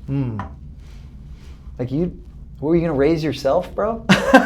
With the information that you didn't have? Yeah. Like, and this is all very personal to me. Like, you don't think every night I go to bed thinking about my dad. Every morning I wake up. I know my brother and my sister have different upbringings than I had. Like, I just had this conversation with my mom that I had no idea about, that like, my sister packed her bag and her car up like 3 different times when we were kids and was like, I'm out of here. Wow. Like, nobody sees me. You guys are all obsessed with that dude. Like, that crushes me. That dude meaning you? Yes. Oh, that dude. Okay. Like, I was the golden, I was Pat's all, like, Yeah. everything in that The house golden child. revolved around me. And my sister was like, fuck you, dude. Yeah. And I get it, right? Yeah. But couldn't raise myself, man. Yeah. Didn't have the fucking tools. That's crazy. So again, like. Is she still around? Oh yeah. Oh, she is, okay. We had dinner last night. Oh, you did? Yeah. Well, We're that's- Irish that's twins, awesome. bro. Like, my sister is my best friend. Oh. She's been my best friend since we were 5. Like, we shared a wall. We did the whole stay up. Yeah. Like, Oh, that's so cool. and our flights have been completely different. Like, she was the valedictorian of our high school, went to a 4-year graduated double degree. She's been a boss her whole life. Dang. Oh yeah, Okay. vice president of a tech company. Oh, snap. Yeah, dude. Okay. Yeah. So Dang. she's the one person that I don't like to fuck with. Yeah. Yeah, and it's why I love her. It's why I love her, dude. Like, when I see Hey. people thinking about She sounds like a total badass. when I see people thinking about messing with my sister, I like want to get my popcorn. Oh, is that right? Fucking, Wow. I dare you. Dude. I fucking dare you. Triple dare you. Go right ahead. Yeah. Hold on, bro. Yes. Oh man. Yeah. That is awesome. Well, I'm gonna leave this. I'm gonna pass the mic on to you and have you talk about something that you're passionate about or an advocacy that you'd like to talk love about, this. just so Yeah, I love you know this. we can have something for the audience. I love that. You know, as far as Updog is concerned, Yeah, that's so and cool of you, yeah, man. And so For me, I'll I just think, pass you the mic, man. yeah, I think for me, my intention is, I don't want to be self-promoting, but I want to be self-promoting in a way that, like the things that helped me. Like, I really wanted today to bring somebody from the Salvation Army, like, and just be able to introduce them as a human being that is probably willing to do more than you're used to. Like, Okay. the way I got sober was through the Salvation Army, and it wasn't in a way that like people are getting sober today. It was in their warehouse downtown across the street from the stadium. The stadium. It was working. Like, they get you up at 5 a.m., they feed you breakfast, and you go to work for the Salvation Army for 10 hours in their warehouse. Wow. And you don't get paid, but it pays for your treatment and your housing and your food for 6 months. Wow. And you stay there and you live life. Like, you wake up in the morning, you take a shower, you get dressed, you go to breakfast, you go to work. You come home from work, you get cleaned up, you go to class, you go to church. What do you talk go about home and in do your class? homework. It's relapse prevention, it's the 12 steps, it's family relationship building. It's like all the core things of like being a responsible human being. Wow. But it's real life, dude. Like, you're responsible for your own shit.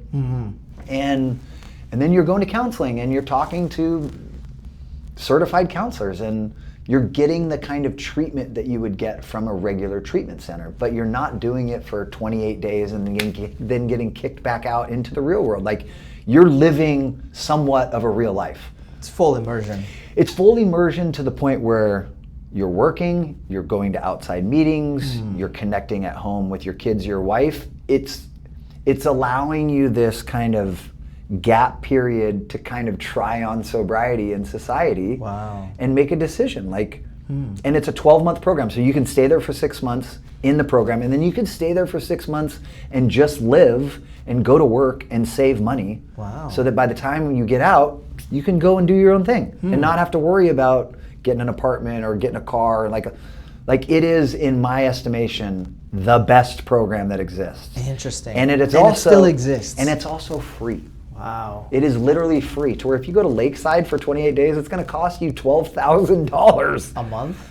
$12,000. Oh, for the whole year. For a month, for 28 for a month. days, dude. To go to an gosh. inpatient treatment center in our state, it's over $10,000. Gosh. So like, that's another whole layer to this thing. It's like, dude, this is now a business. And so a lot of the things that you're going to hear and see people say, they're trying to steer you towards their thing. Yeah. And that makes me sick too, bro. But like, we talk about that later. Like, I just want people to ask the right questions and maybe open a couple more doors before they decide to, like, this is my thing.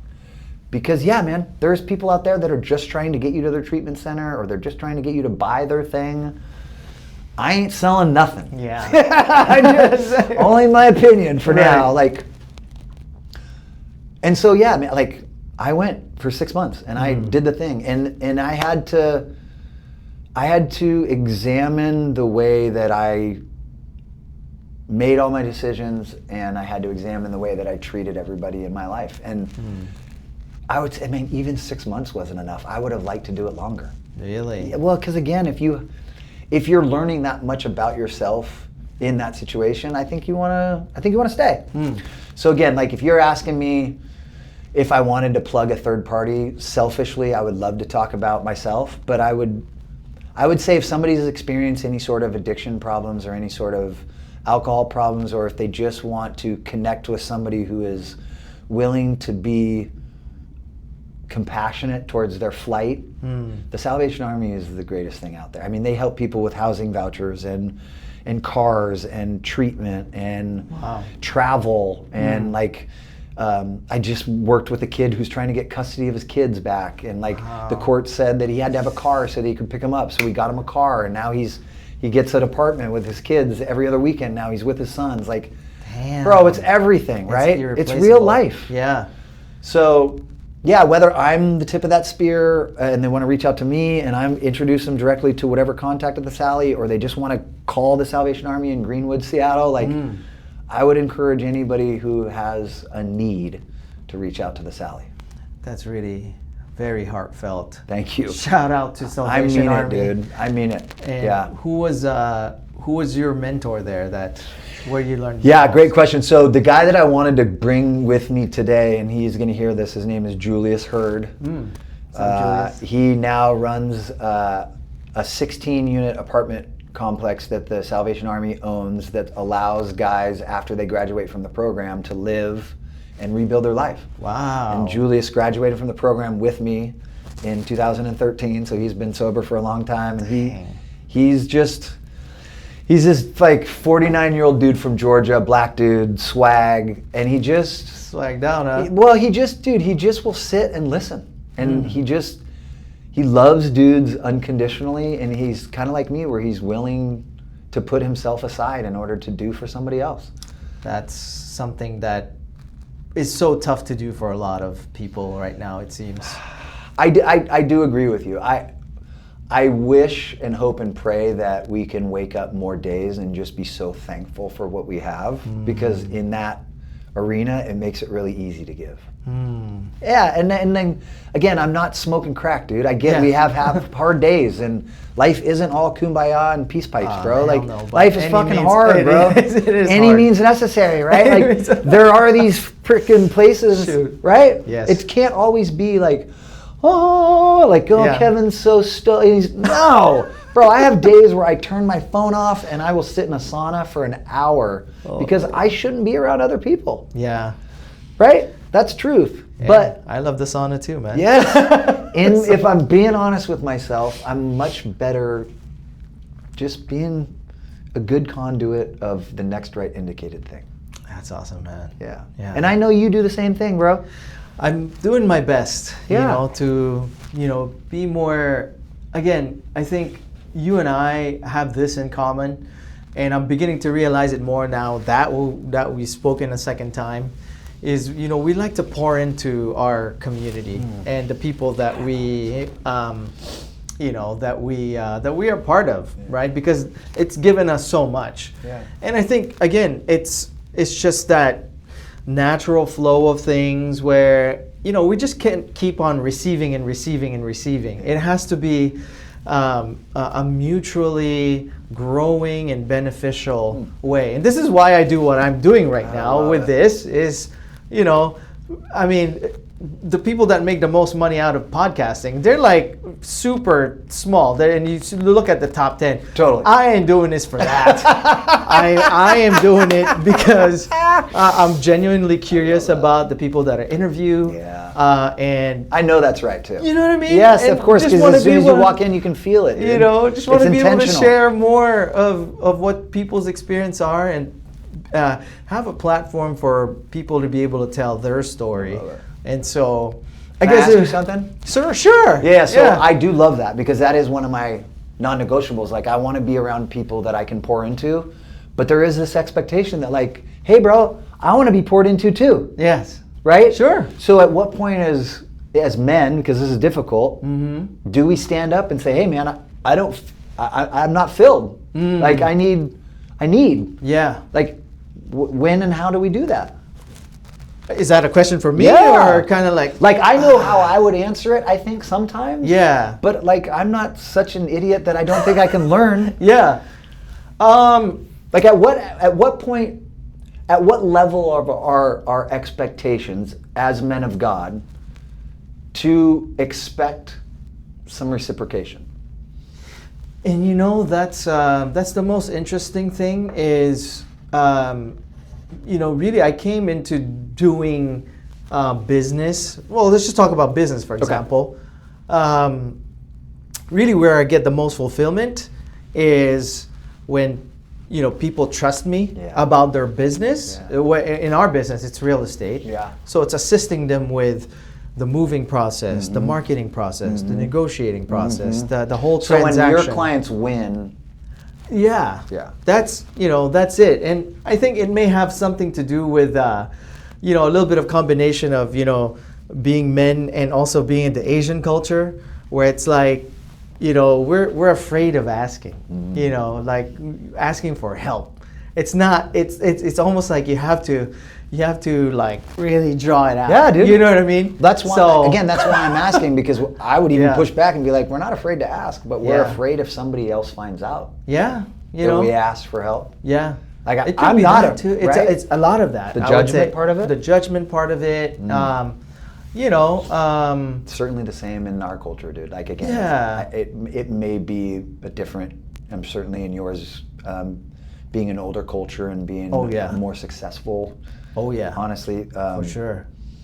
But yeah, It's also the community vibe, right? Because Filipino culture, it's very community driven. Yeah. And Yeah. it's almost like, kind of, again, that pouring thing. We have this concept called kapwa, which is fellow man or fellow person. Okay. And so it's almost like, I'll use an example Please. where it's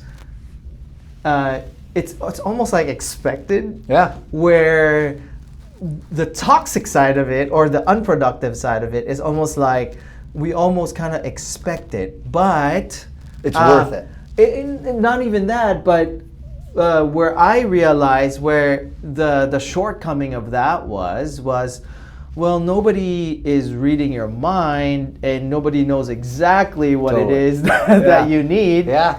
And so therefore, you need to, be able to explicitly say it out loud. Yeah. Because Yeah. Western culture is very overt. Yeah. Asian culture is very subtle. I would say. Agreed. And so, I mean, don't get me wrong, there are a lot of Asian people that, you know, come over here. Sure, and sure, like, sure, it's sure. like, bro, they got, Yes. you know what I mean? Yeah, it's a free rolling for all. style, Woo! right, Yeah, you know no, what I get it, I get Yeah, it. Lambo down Yeah, and all yeah, that yeah. stuff.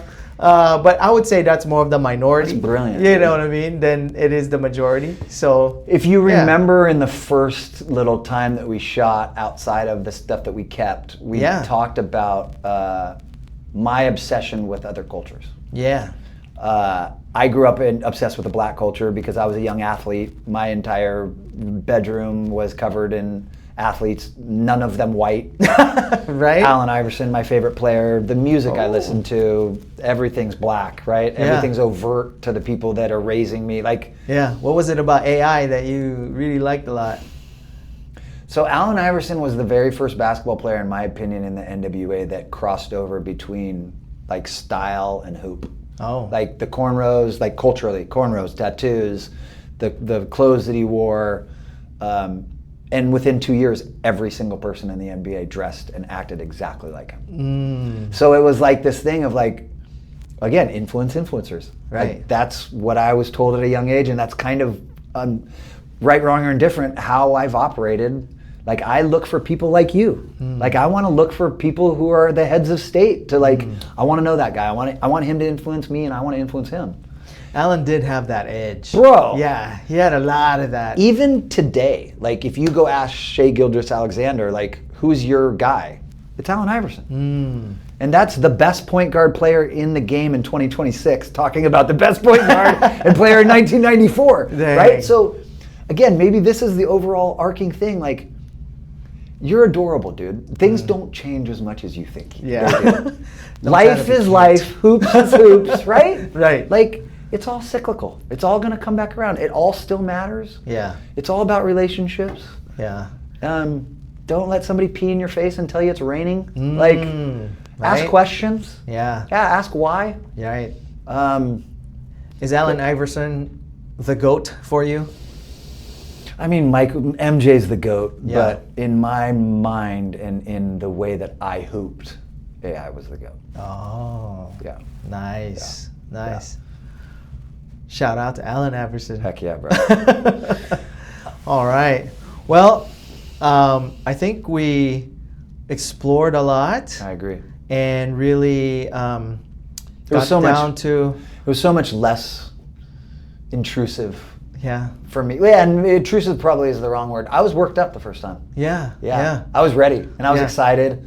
This to me felt so much more of a back and forth and relaxed. I really felt like we learned more about each other, and I think we got to some better content, to be honest with you. I think so too. Okay, good.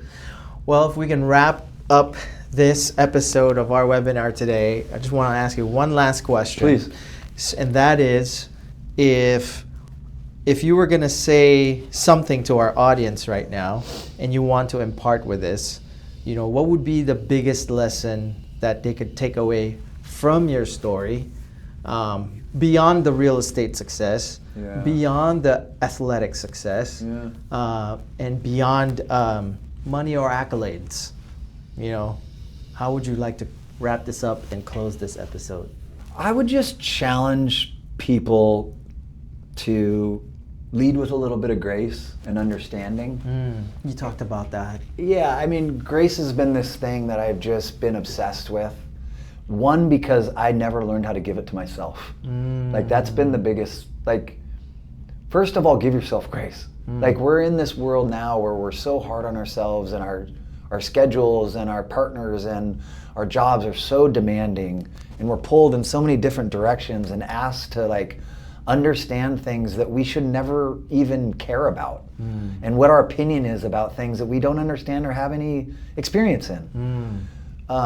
Give yourself grace, man. I am so hard on myself. It's one of my greatest sicknesses. I am so self-deprecating. Really? Yeah, man, it's awful. Like, I'll get in my car on the way home and just be like, "You suck!" Like, that interview was terrible. Right. And the people in my life who know and love me, they know that about me, and Oh. they laugh. Dude. Like, I'll introduce myself to a new person, and they're like, "Oh, bro, that's how," and the other will be like, "Yeah, dude, you didn't know that about him? He's terrified all the time." And I'm okay with it, because I think Everyone wakes up that way. So I'm just like, dude, give yourself some grace. Take a deep breath. You're a good person. You can make a better decision today with what you have, right? And then just try and take that out into the world, man. Like I have been so guilty of not giving myself or other people grace. I pray today that people would just give themselves a break, man, and try on a different hat, try on a different shirt, try on something that makes you feel the way that you want to feel. Like, don't feel so necessary to carry a mantle that you don't want to freaking carry anymore. Like, my challenge is, if you have something that you don't fully believe in, give it away. And give it away in a way that you may have to explain to people in an uncomfortable way that you don't believe that anymore. Like, I don't want to start a holy war, but I can't tell you how many Christians that I get to meet with now on a daily basis that, like, our gods are just different. They're completely at opposition with one another. And it's not because this person wants to be, but it's just because the God that they ingested 15 years ago has stayed the same. That they've been accustomed to, or like this whole idea that, and again, I'm not trying to start a holy war, this whole idea of a conservative Jesus lover. I don't understand how you balance that. Like, how could you want to not evolve, which of course is going to make you judge humans that are evolving, and call yourself a God person? Like, you have to at least try and understand other people. That's the first rule. Yes. Like, that's how you have to show up. Right. And again, I don't want to tell anybody what to do. Yeah, I get into these places, right, where people are like, you're combative or you're aggressive. I'm like, yeah, but only in what I believe. I don't want you to believe what I believe. That's not why I'm here. I'm not trying to convince you of anything. Right. What I am trying to tell you is that there is a different way. If you don't like the way you're doing it, there's another way. That's it. Like, if you don't like the way you're doing it, there's an easier and softer way. Like, that's amazing. That's it. And and again, like, they teach it in the Bible. They teach it in the programs of Alcoholics Anonymous. They teach Buddhists teach it. Like, we all teach it. So instead of teaching it in a way that makes you different than other people, just understand that we're all trying to get to the same place. That's awesome. Yeah, man, grace. Give yourself some grace. Awesome. Yeah. Well, that about wraps it up for us. You know, I'm really excited about this episode because one thing that I really got present about after sharing 2 short reels. Yeah.